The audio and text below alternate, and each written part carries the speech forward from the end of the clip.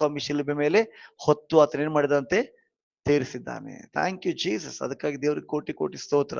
ಆದ್ರೂ ಸಹ ಮತ್ತೆ ಇನ್ಯಾವ ಶಾಪದಲ್ಲಿ ನಾವಿದ್ದೇವೆ. ಮತ್ತೆ ನಾವು ನೋಡ್ಕೊಳ್ತೇವೆ, ಯೇಸು ಸ್ವಾಮಿ ನಮ್ಮೆಲ್ಲ ಪಾಪವನ್ನು ಹೊತ್ತು ತೀರಿಸಿದ್ದಾನೆ. ಹಾಗಾದ್ರೆ ನಾವು ಯಾರು ಪಾಪದ ಬಂಧನದಲ್ಲಿ ಇಲ್ಲ, ಶಾಪದ ಬಂಧನದಲ್ಲಿ ಇಲ್ಲ. ಯಾರ್ಯಾರು ಆತನ ನಂಬಿದರು, ಆತನ ಹೆಸರು ನಂಬಿಕೆ ಇಟ್ಟರು, ಅವರಿಗೆ ದೇವರ ಮಕ್ಕಳಾಗುವಂತ ಅಧಿಕಾರ ಕೊಡಲ್ಪಡ್ತು. ಹಾಗಾದ್ರೆ ನಮ್ಮ ಪಾಪಗಳು, ಯೇಸು ಸ್ವಾಮಿ ಶಿಲ್ಬೆ ಮೇಲೆ ಪ್ರಾಣ ಕೊಟ್ಟರು.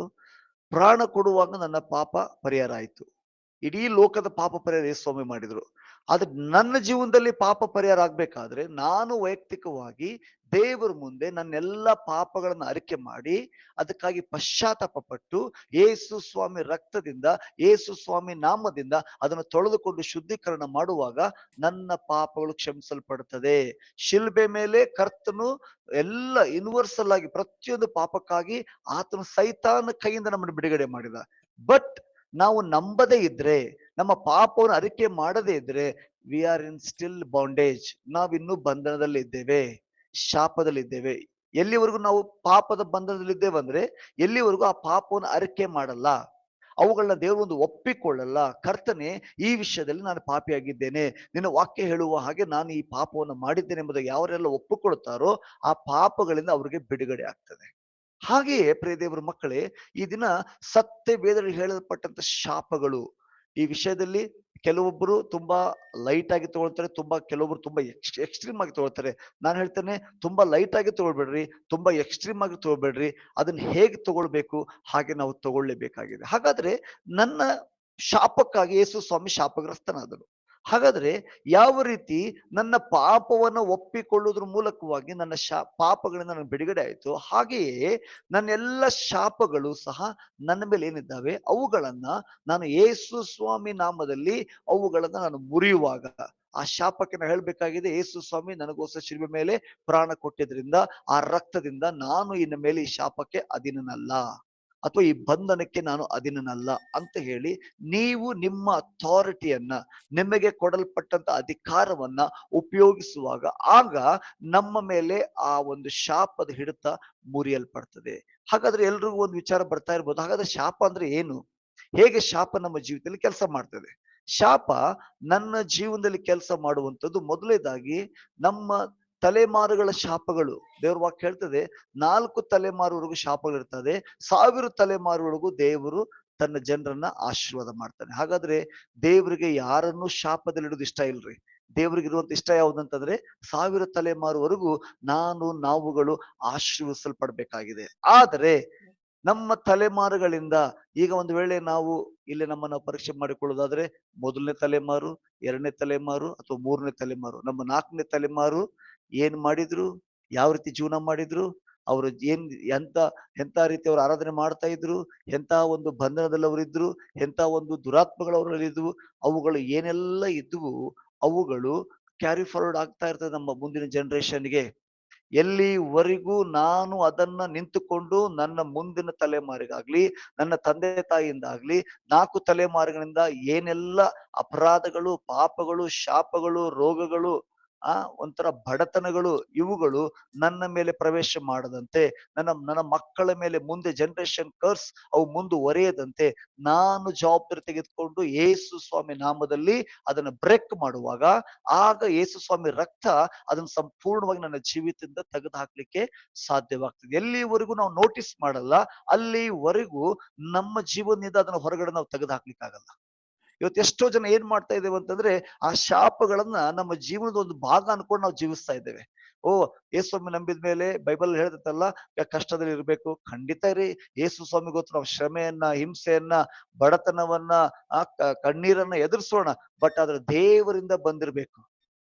ನಮ್ಮ ತಲೆಮಾರುಗಳಿಂದ ದೇವರಿಂದ ಬಂದಂತ ಸಮಸ್ಯೆ ನಿಮ್ಮ ಜೀವನದಲ್ಲಿ ಬರುವಾಗ ನೀವೆಂದಿಗೂ ಡಿಪ್ರೆಷನ್ಗೆ ಹೋಗಲ್ಲ. ನಿಮ್ಮ ಜೀವನದಲ್ಲಿ ಕತ್ತಲೆ ಇರಲ್ಲ, ನಿಮ್ಮ ಜೀವನದಲ್ಲಿ ಏಕಾಂಗಿತನ ಅನ್ಸಲ್ಲ. ದೇವರು ನಿಮಿತ್ತವಾಗಿ ನೀವು ಹಿಂಸೆ ಪಡುವಾಗ ನೀವು ಸೆಲೆಬ್ರೇಷನ್ ಮಾಡ್ತೀರಾ. ನೀವು ಸೋತ್ ಹೋಗುದಿಲ್ಲ. ನಿಮ್ಮ ಜೀವನದಲ್ಲಿ ಕಷ್ಟ ಇದ್ರು ನೀವು 10 ಜನಕ್ಕೆ ಎಂಕರೇಜ್ ಮಾಡುವಂತರಾಗ್ತೀರಾ. ನೀವು ಬಲಹೀನತರಾಗಿದ್ರು ಸಹ ನೀವು ಅನೇಕರನ್ನ ಬಲಪಡಿಸುವಂತರಾಗ್ತೀರಾ. ಯಾಕಂದ್ರೆ ದೇವರಿಂದ ಬಂದದ್ದು. ಆದ್ರೆ ಎಷ್ಟೋ ಜನ ಅವ್ರ ಜೀವನದಲ್ಲಿ ಬಂದಂತ ಹೋರಾಟಗಳಿಂದ ನಂಬಿಕೆಯಿಂದ ಹೊರಗೆ ಹೋಗುವಂತ ಸ್ಥಿತಿಗೆ ಬಂದಿದ್ದಾರೆ. ಸೇವೆಯನ್ನ ಬಿಟ್ಟು ಹೋಗುವಂತ ಸ್ಥಿತಿಗೆ ಬಂದಿದ್ದಾರೆ. ಅವರು ದೇವರಿಗಾಗಿ ಮಾಡಬೇಕಾದ ಯೋಜನೆಗಳನ್ನ ಮಾಡದಂತೆ ಅವರ ಜೀವಿತದಲ್ಲಿ ಶಾಪಗಳು ಈ ದಿನ ಕೆಲಸ ಮಾಡ್ತಾ ಇದೆ. ಹಾಗಾದ್ರೆ ಈ ಶಾಪಗಳು ಹೇಗೆ ಕೆಲಸ ಮಾಡ್ತದೆ, ಶಾಪ ಅಂದ್ರೆ ಏನು ಅನ್ನೋದನ್ನ ಇವತ್ತು ನಾವು ಧ್ಯಾನ ಮಾಡಿಕೊಳ್ಳೋಣ. ಪ್ರಿಯ ದೇವರ ಮಕ್ಕಳೇ, ಅನೇಕ ವಿಧದಲ್ಲಿ ಶಾಪಗಳು ಬರ್ತವೆ. ಇವತ್ತು ನಮಗೆ ಸಮಯ ತುಂಬಾ ಕಡಿಮೆ ಇರುವುದರಿಂದ ನಾನು ಒಂದು ವಿಧವನ್ನ ನಿಮ್ಮೊಂದಿಗೆ ಹಂಚಿಕೊಳ್ಳಿಕ್ಕೆ ಬಯಸ್ತೇನೆ. ಆ ಒಂದು ವಿಧ ಯಾವುದಂತಂದ್ರೆ ತಲೆಮಾರುಗಳ ಶಾಪಗಳು, ಜನರೇಷನಲ್ ಕರ್ಸ್ ಎಂಬುದಾಗಿ. ತಲೆಮಾರುಗಳ ಶಾಪಗಳ ಕುರಿತು ಇವತ್ತು ದೇವರ ಆತ್ಮ ನಿಮ್ಮೊಂದಿಗೆ ಹಂಚಿಕೊಳ್ಳುವುದಕ್ಕಾಗಿ ನನ್ನನ್ನು ಪ್ರೇರೇಪಿಸ್ತಾ ಇದ್ದಾರೆ. ಹೀಗಾಗಿ ದಯವಿಟ್ಟು ನೀವು ನಿಮ್ಮ ಕುಟುಂಬವನ್ನ ಕರೆದುಕೊಂಡು ಕೂತ್ಕೊಳ್ರಿ. ಇವುಗಳು ಶಾಪಗಳನ್ನು ಮುರಿಯುವಂಥದ್ದು ಹೇಗಿದೆ ಅಂತಂದ್ರೆ, ಅಥವಾ ಬಿಡುಗಡೆ ಹೊಂದುವಂಥದ್ದು ಹೇಗಿದೆ ಅಂತಂದ್ರೆ, ಕೇವಲ ನಾವು ವೈಯಕ್ತಿಕವಾಗಿ ಕೂತ್ಕೊಳ್ಳೋದಲ್ಲ.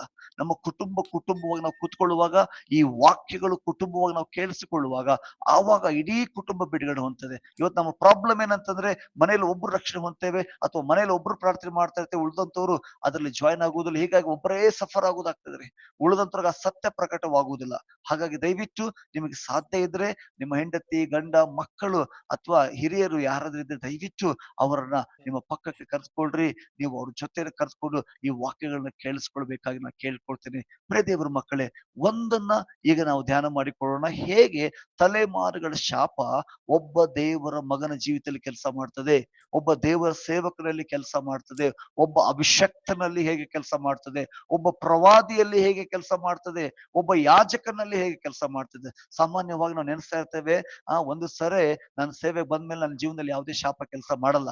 ನನ್ನ ಮೇಲೆ ಅಭಿಷೇಕ ಇದೆ, ನಾನು ಸ್ವಸ್ಥತೆ ಸೇವೆ ಮಾಡ್ತಾ ಇರ್ಬೋದು, ಬಿಡುಗಡೆ ಸೇವೆ ಮಾಡ್ತಾ ಇರ್ಬೋದು, ನಾನು ಸಭೆಗಳನ್ನ ಕಟ್ಟಿರ್ಬೋದು, ಇವತ್ತು ನಾನು ದೊಡ್ಡ ಸೇವೆಯಲ್ಲಿ ನಾನು ಇರ್ಬೋದು.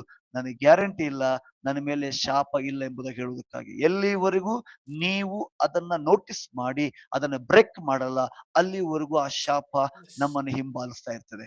ಈಗ ನಾವು ದೇವರ ವಾಕ್ಯ ಧ್ಯಾನ ಮಾಡ್ಲಿಕ್ಕೆ ಹೋಗೋಣ. ಯಾರು ಸತ್ಯವೇದ ತೆಗಿಬೇಡ್ರಿ. ನಮ್ಮೆಲ್ಲರಿಗೂ ಚಿರಪರಿಚಿತವಾಗಿರುವಂತ ಕೆಲವೊಂದು ವಿಷಯಗಳನ್ನ ಹೇಳ್ತಾ ಹೋಗ್ತೇನೆ. ಜಸ್ಟ್ ಅದನ್ನ ನಿಮ್ಮ ಹೃದಯದಲ್ಲಿ ನೀವು ಸ್ವೀಕಾರ ಮಾಡ್ತಾ ಹೋಗ್ಬೇಕಾಗಿ ನಾನು ಕೇಳ್ಕೊಳ್ತೇನೆ. ನಮ್ಮೆಲ್ಲರಿಗೂ ಗೊತ್ತಿರುವಂತ ಒಂದು ಶಾಪವನ್ನ ಇವತ್ತು ನೋಡಿಕೊಳ್ಳೋಣ. ಏನಂತಂದ್ರೆ, ತಲೆಮಾರುಗಳಿಂದ ಶಾಪಗಳು ಹೇಗೆ ಒಬ್ಬರ ಜೀವಿತದಲ್ಲಿ ಅವ್ರ ಇಡೀ ಜೀವನವನ್ನ ಹಾಳು ಮಾಡ್ತದೆ, ಒಂದು ವೇಳೆ ನಾವು ನೋಟಿಸ್ ಮಾಡದೇ ಇದ್ರೆ ಅನ್ನೋದನ್ನ ಬೈಬಲ್ ವಾಕ್ಯದ ಮೂಲಕ ಕಲ್ತುಕೊಳ್ಳಿಕ್ಕಿದ್ದೇವೆ. 12 ಕುಲಗಳಲ್ಲಿ ಯಾಕೋಬನಿಗಿರುವಂತಹ 12 ಕುಲದಲ್ಲಿ ಒಂದು ಕುಲ ಯಹೂದ ಕುಲ. ಯಹೂದ ಕುಲದಲ್ಲಿ ಯಹೂದನ ಜೀವನದಲ್ಲಿ ನಡೆದಂತ ಒಂದು ಘಟನೆ. ಯಹೂದನಿಗೆ 3 ಜನ ಗಂಡು ಮಕ್ಕಳಿರ್ತಾರೆ. 3 ಜನ ಗಂಡು ಮಕ್ಕಳಿರ್ತಾರೆ. 3 ಜನರಲ್ಲಿ ಮೊದಲನೇ ಮಗನಿಗೆ ಮದುವೆ ಮಾಡ್ತಾನೆ. ಅವನ ಮದುವೆ ಮಾಡಿಕೊಂಡಂತವನ ಹೆಂಡತಿ ಹೆಸರು ತಾಮರಳು. ತಾಮರಳನ್ನ ಕರೆದುಕೊಂಡು ಬಂದು ಹಿರಿ ಮಗನಿಗೆ ಮದುವೆ ಮಾಡ್ತಾನೆ. ಹಿರಿ ಮಗನಿಗೆ ಮದುವೆ ಮಾಡುವಾಗ ಮಕ್ಕಳಿಲ್ಲದೆ ಅವನು ಸತ್ತೋಗ್ಬಿಡ್ತಾನೆ. ಅವನನ್ನ ತೆಗೆದುಕೊಂಡು ಬಂದು 2ನೇ ಮಗನ ಮದುವೆ ಮಾಡ್ತಾನೆ. 2ನೇ ಮಗನ ಮದುವೆ ಮಾಡುವಾಗ ಅವನು ಸಹ ಸತ್ತು ಹೋಗ್ತಾನ್ರಿ. 3ನೇ ಮಗನು ಚಿಕ್ಕ ಪ್ರಾಯದವನಾಗಿರುವುದರಿಂದ ಯಹೂದನ್ ಹೇಳ್ತಾನೆ ಏನಂತಂದ್ರೆ, ನನ್ನ ಮಗನ್ ದೊಡ್ಡವನಾಗ್ಲಮ್ಮ, ವಯಸ್ಸಿಗೆ ಬರ್ಲಿ, ಪ್ರಾಯಕ್ಕೆ ಬರ್ಲಿ, ನಾನು ಮದುವೆ ಮಾಡಿ ಕೊಡ್ತೇನೆ ಎಂಬುದಾಗಿ ಹೇಳಿ, ನಿನ್ನ ತವರ ಮನೆಯಲ್ಲಿ ನೀರು ಎಂಬುದಾಗಿ ಅವಳನ್ನ ಕಳಿಸಿಕೊಡ್ತಾನೆ. ಈ 3ನೇ ಮಗ ಬೆಳೆದು ದೊಡ್ಡವನಾದ, ಆದ್ರೂ ಸಹ ಮಾವ ಯಹೂದನು ಅವಳಿಗೆ ಮದುವೆ ಮಾಡಲ್ಲ. ಯಾಕಂತಂದ್ರೆ ಇಬ್ಬರು ಮಕ್ಕಳು ಸತ್ತು ಹೋಗ್ಬಿಟ್ರು, 3ನೇ ಮಗ ಎಲ್ಲಿ ಸತ್ತು ಹೋಗ್ಬಿಡ್ತಾನೆ ಎಂಬುದಾಗಿ ಅವನು ಮದುವೆ ಮಾಡಿ ಕೊಳ್ಳಿಲ್ಲ. ಈ ವಿಷಯ ತಾಮ್ರಗೆ ಅರ್ಥ ಆಗ್ತದೆ. ಒಂದು ಸಮಯ ಯಹೂದನು ಕುರಿಯ ಉಣ್ಣೆಯನ್ನ ಕತ್ತರಿಸುವುದಕ್ಕಾಗಿ ತಾಮರಳು ವಾಸವಾಗಿದ್ದಂತ ಊರಿನ ಪಕ್ಕದಲ್ಲೇ ಬರ್ತಾ ಇದ್ದಾನೆ ಅನ್ನುವಂಥ ಸುದ್ದಿಯನ್ನ ತಾಮರಳು ಕೇಳಿಸ್ಕೊಳ್ತಾಳೆ. ಕೇಳಿಸ್ಕೊಳ್ಳುವಾಗ ಆಕೆ ಏನ್ ಮಾಡ್ತಾಳೆ ಅಂದ್ರೆ, ತನ್ನನ್ನ ವೇಶ್ಯೆ ತರ ಬಟ್ಟೆ ಧರಿಸಿಕೊಂಡು ಅವಳು ಹೋಗಿ ವೇಶ್ಯೆ ತರ ಬೀದಿಯಲ್ಲಿ ಕೂತ್ಕೊಳ್ತಾಳೆ. ಆವಾಗ ಯಹೂದನು ಅವಳೊಂದು ವೇಶ್ಯೆ ಇರ್ಬೋದು ಎಂಬುದಾಗಿ ಅವಳನ್ನ ಕೂಡ್ತಾನ್ರಿ. ಆ ಸಮಯದಲ್ಲಿ ಯಹೂದನ ಬಳಿಗೆ ಹಣ ಇರಲ್ಲ. ಅವ್ನು ಹೇಳ್ತಾನೆ ಏನಂದ್ರೆ, ನನ್ನ ಬಳಿಗೆ ಈಗ ಹಣ ಇಲ್ಲ, ನಾನು ಏನ್ ಮಾಡ್ತೇನೆ, ಒಂದು ಕುರಿ ಮರಿಯನ್ನ ಕಳಿಸಿ ಕೊಡ್ತೇನೆ ಅಂತ ಹೇಳುವಾಗ ತಾಮ್ರಳು ಕೇಳ್ತಾಳೆ, ಅಲ್ಲಿವರೆಗೂ ನಿನ್ನ ಮುದ್ದೆ ಉಂಗುರವನ್ನ, ನಿನ್ನ ಮೇಲಂಗಿಯನ್ನ, ನಿನ್ನ ಕೋಲನ್ನ ನನಗೆ ಕೊಡು, ನೀನು ಕುರಿಯನ್ನ ಕೊಟ್ಟ ನಂತರ ಅವುಗಳನ್ನ ಹಿಂತಿರುಗಿ ಕೊಡ್ತೀನಿ ಎಂಬುದಾಗಿ ಹೇಳಿ ಅವಳು ಅಲ್ಲಿಂದ ಹೋಗ್ಬಿಡ್ತಾಳೆ. ತಿರುಗಿ ಯಹೂದನು ಏನ್ ಮಾಡ್ತಾರೆ ಅಂದ್ರೆ, ಕುರಿಯನ್ನ ಕೊಟ್ಟು ಕಳಿಸ್ತಾನ್ರಿ. ಅಲ್ಲಿ ಯಾವ ಸ್ತ್ರೀನೂ ಇರಲ್ಲ. ಸೊಸೆ ಮನೆಗೆ ಹೋಗ್ಬಿಡ್ತಾಳೆ. 3 ತಿಂಗಳಾದ ನಂತರ ಸ್ವಲ್ಪ ದಿನಗಳು ಕಳೆದ ನಂತರ ಒಂದು ಸುದ್ದಿ ಬರ್ತದೆ, ಯಹೂದನ ಸೊಸೆ ಏನಾಗಿದ್ದಾಳೆ, ಬಸರಿಯಾಗಿದ್ದಾಳೆ ಎಂಬುದಾಗಿ. ಆಗ ಯಹೂದನ ಏನ್ ಮಾಡ್ತಾನೆ, ಅವಳನ್ನು ಹೊರಗಡೆ ಕರ್ಕೊಂಡ್ ಬನ್ರಿ, ಅವಳನ್ನು ಸುಟ್ಟು ಹಾಕ್ತೇನೆ ಎಂಬುದಾಗಿ ಎಲ್ಲ ಊರು ಜನರನ್ನು ಸೇರಿಸಿ ಆತನ ಮಾತಾಡುವ ಸಮಯದಲ್ಲಿ ಅಲ್ಲಿ ನೋಡ್ತೇವೆ, ಆಕೆ ಒಳಗಡೆಯಿಂದ ಆ ಮುದ್ದೆ ಉಂಗುರವನ್ನ, ಮೇಲಂಗಿಯನ್ನ, ಒಂದು ಕೋಲನ್ನ ಕೊಟ್ಟು ಇದನ್ನ ತೋರಿಸಿ, ಇದು ಯಾರಿಗೆ ಸಂಬಂಧಪಟ್ಟಿದೆಯೋ ಆ ವ್ಯಕ್ತಿನೇ ನನ್ನ ಗರ್ಭದಲ್ಲಿರುವಂತ ಮಗುವಿಗೆ ತಂದೆ ಆಗಿದ್ದಾನೆ. ಅಲ್ಲಿಗೆ ಯಹೂದನು ನಿಂತ್ಕೊಂಡ್ಬಿಡ್ತಾನ್ರಿ, ಮುಂದೆ ಏನು ಮಾಡಲ್ಲ. ಯಹೂದ ಕುಟುಂಬದಲ್ಲಿ ನಡೆದಂತ ಒಂದು ಘಟನೆ. ಈ ಯಹೂದ ಕುಟುಂಬದಲ್ಲಿ ಈ ಒಂದು ಘಟನೆ ನಡೀತಿದೆ. ಇದು ಸತ್ಯವೇದ ಪ್ರಕಾರವಾಗ್ಲಿ, ನಾರ್ಮಲ್ ಎಲ್ಲ ವಿಷಯದಲ್ಲಿ ಅದು ಅಪರಾಧ. ಓಕೆ, ನಾವು ಹೇಳ್ಬೋದು ಈಗ ಬೇಕಂತಲೇ ಮಾಡಿದಂತ ಪಾಪ ಅದಲ್ಲ, ವಂಚನೆಯಿಂದ ಮಾಡಲ್ಪಡ್ತು. ಎಲ್ಲಿ ಯಹೂದನ ಆ ವಿಷಯಕ್ಕಾಗಿ ದೇವ್ರ ಮುಂದೆ ಪಶ್ಚಾತ್ತಾಪ ಪಡುವುದಿಲ್ಲ. ಇದು ನಡೆದದ್ದು ನಮ್ಮ ಕುಟುಂಬದಲ್ಲಿ ನಡೆದದ್ದು ತಪ್ಪು ಎಂಬುದಾಗಿ, ಅಥವಾ ನಾನು ಮಾಡಿದ ತಪ್ಪು ಇದು ಮುಂದೆ ನಮ್ಮ ಜನರೇಷನ್ ಅಲ್ಲಿ ಮುಂದುವರಿಬಾರ್ದು ಎಂಬುದಾಗಿ ಆತನ ಪಶ್ಚಾತ್ತಾಪ ಪಡದೇ ಇರುವುದರಿಂದ ಅದನ್ನ ಕಾಮನ್ ಆಗಿ ತೆಗೆದುಕೊಂಡ್ರಿ. ಪ್ರೇ ದೇವ್ರ ಮಕ್ಕಳೇ, ನಾವು ಒಂದ್ ವೇಳೆ ಇಲ್ಲಿಂದ ಒಂದು 30 ವರ್ಷ, 40 ವರ್ಷ, 50 ವರ್ಷ ಹಿಂದೆ ಹೋದ್ರೆ ನಮ್ಮ ಕಣ್ಣುಗಳು ನೋಡಿದ್ದಾವೆ ಎಂತಿಂತ ಜೀವನಗಳು ಈ ಲೋಕದಲ್ಲಿ ಭೂಮಿ ಮೇಲೆ ಜನರು ಜೀವಿಸಿದ್ದಾರೆ ಎಂಬುದಾಗಿ. ಎಷ್ಟೋ ಜನರು ಈಗಲೂ ಅಂತ ಅನೈತಿಕ ಸಂಬಂಧಗಳನ್ನ, ವ್ಯಭಿಚಾರಗಳನ್ನ ಮಾಡುವಂತವ್ರಿಗೆ ಇನ್ನೂ ಪಶ್ಚಾತ್ತಾಪ ಆಗ್ತಾ ಇಲ್ಲ. ಅವರು ತಮ್ಮ ಜೀವನದಲ್ಲಿ ಅದನ್ನ ಎಂಜಾಯ್ ಮಾಡ್ತಾ ಇದ್ದಾರೆ. ಆಲೋಚನೆ ಮಾಡ್ರಿ, ಸಾವಿರಾರು ವರ್ಷಗಳ ಹಿಂದೆ ನಡೆದಂತ ಘಟನೆ ಬಗ್ಗೆ ಅವನು ಎಷ್ಟು ತಲೆ ಕೆಡಿಸ್ಬಿಟ್ಟಿರ್ಬೋದು. ಯಹೂದನ ಅಲ್ಲಿಗೆ ಸುಮ್ಮನಾಗ್ಬಿಟ್ಟ. ಆದ್ರೆ ಅವನು ಮಾಡಿದ ಪಾಪ ಅದು ಸುಮ್ಮನೆ ಆಗ್ಲಿಲ್ರಿ. ಆ ಕ್ರಿಯೆ ಅದಲ್ಲಿ ನಿಂತ್ಕೊಳ್ಳಿಲ್ಲ. ಯಹೂದನ ವಂಶದಲ್ಲಿ ದಾವೀದನು ಹುಟ್ಟಿ ಬರ್ತಾನೆ, ಅರಸನಾದ ದಾವೀದನು. ಅರಸನಾದ ದಾವೀದನ ಸಮಯದಲ್ಲಿ, ದೇವರ ಮಕ್ಕಳೇ, ಅರಸನಾದ ದಾವೀದನ ಬಗ್ಗೆ ದೇವರ ವಾಕ್ಯ ಹೇಗೆ ಹೇಳ್ತದೆ, ನನ್ನ ಹೃದಯಕ್ಕೆ ಒಪ್ಪುವಂತ ವ್ಯಕ್ತಿ. ಅವನು ದೇವ್ರ ಬಗ್ಗೆ ಟೆಸ್ಟ್ ಮನಿ ಕೊಡ್ತಾ ಇಲ್ರಿ, ದೇವ್ರ ಅವನ ಬಗ್ಗೆ ಟೆಸ್ಟ್ ಮನಿ ಕೊಡ್ತಾ ಇದ್ದಾರೆ. ನನ್ನ ಹೃದಯಕ್ಕೆ ಒಪ್ಪುವಂತ ವ್ಯಕ್ತಿ ನಂಗೆ ಸಿಕ್ಕಿದ್ದಾನೆ, ಅವನನ್ನ ನಾನು ಏನ್ ಮಾಡ್ತೇನೆ, ರಾಜನಾಗಿ ಮಾಡ್ತೇನೆ. ದೇವರು ಅವನನ್ನ ರಾಜರಾಗಿ ಮಾಡಿದ್ರು. ದಾವೀದನು ಒಂದು ಸರಿ ಯುದ್ಧಕ್ಕೆ ಎಲ್ಲಾ ಸೈನಿಕರು ಹೋಗಿರ್ತಾರೆ, ದಾವೀದನು ಯುದ್ಧಕ್ಕೆ ಹೋಗುವುದಿಲ್ಲ. ಆತನ ಮೇಲಂತಸ್ತಿನಲ್ಲಿ ವಾಕಿಂಗ್ ಮಾಡ್ತಾ ಇದ್ದಂತೆ. ವಾಕಿಂಗ್ ಮಾಡುವಂತ ಸಮಯದಲ್ಲಿ ಉರಿಯನ ಹೆಂಡತಿ ಸ್ನಾನ ಮಾಡುವುದನ್ನು ಆತ ನೋಡ್ತಾನಂತೆ.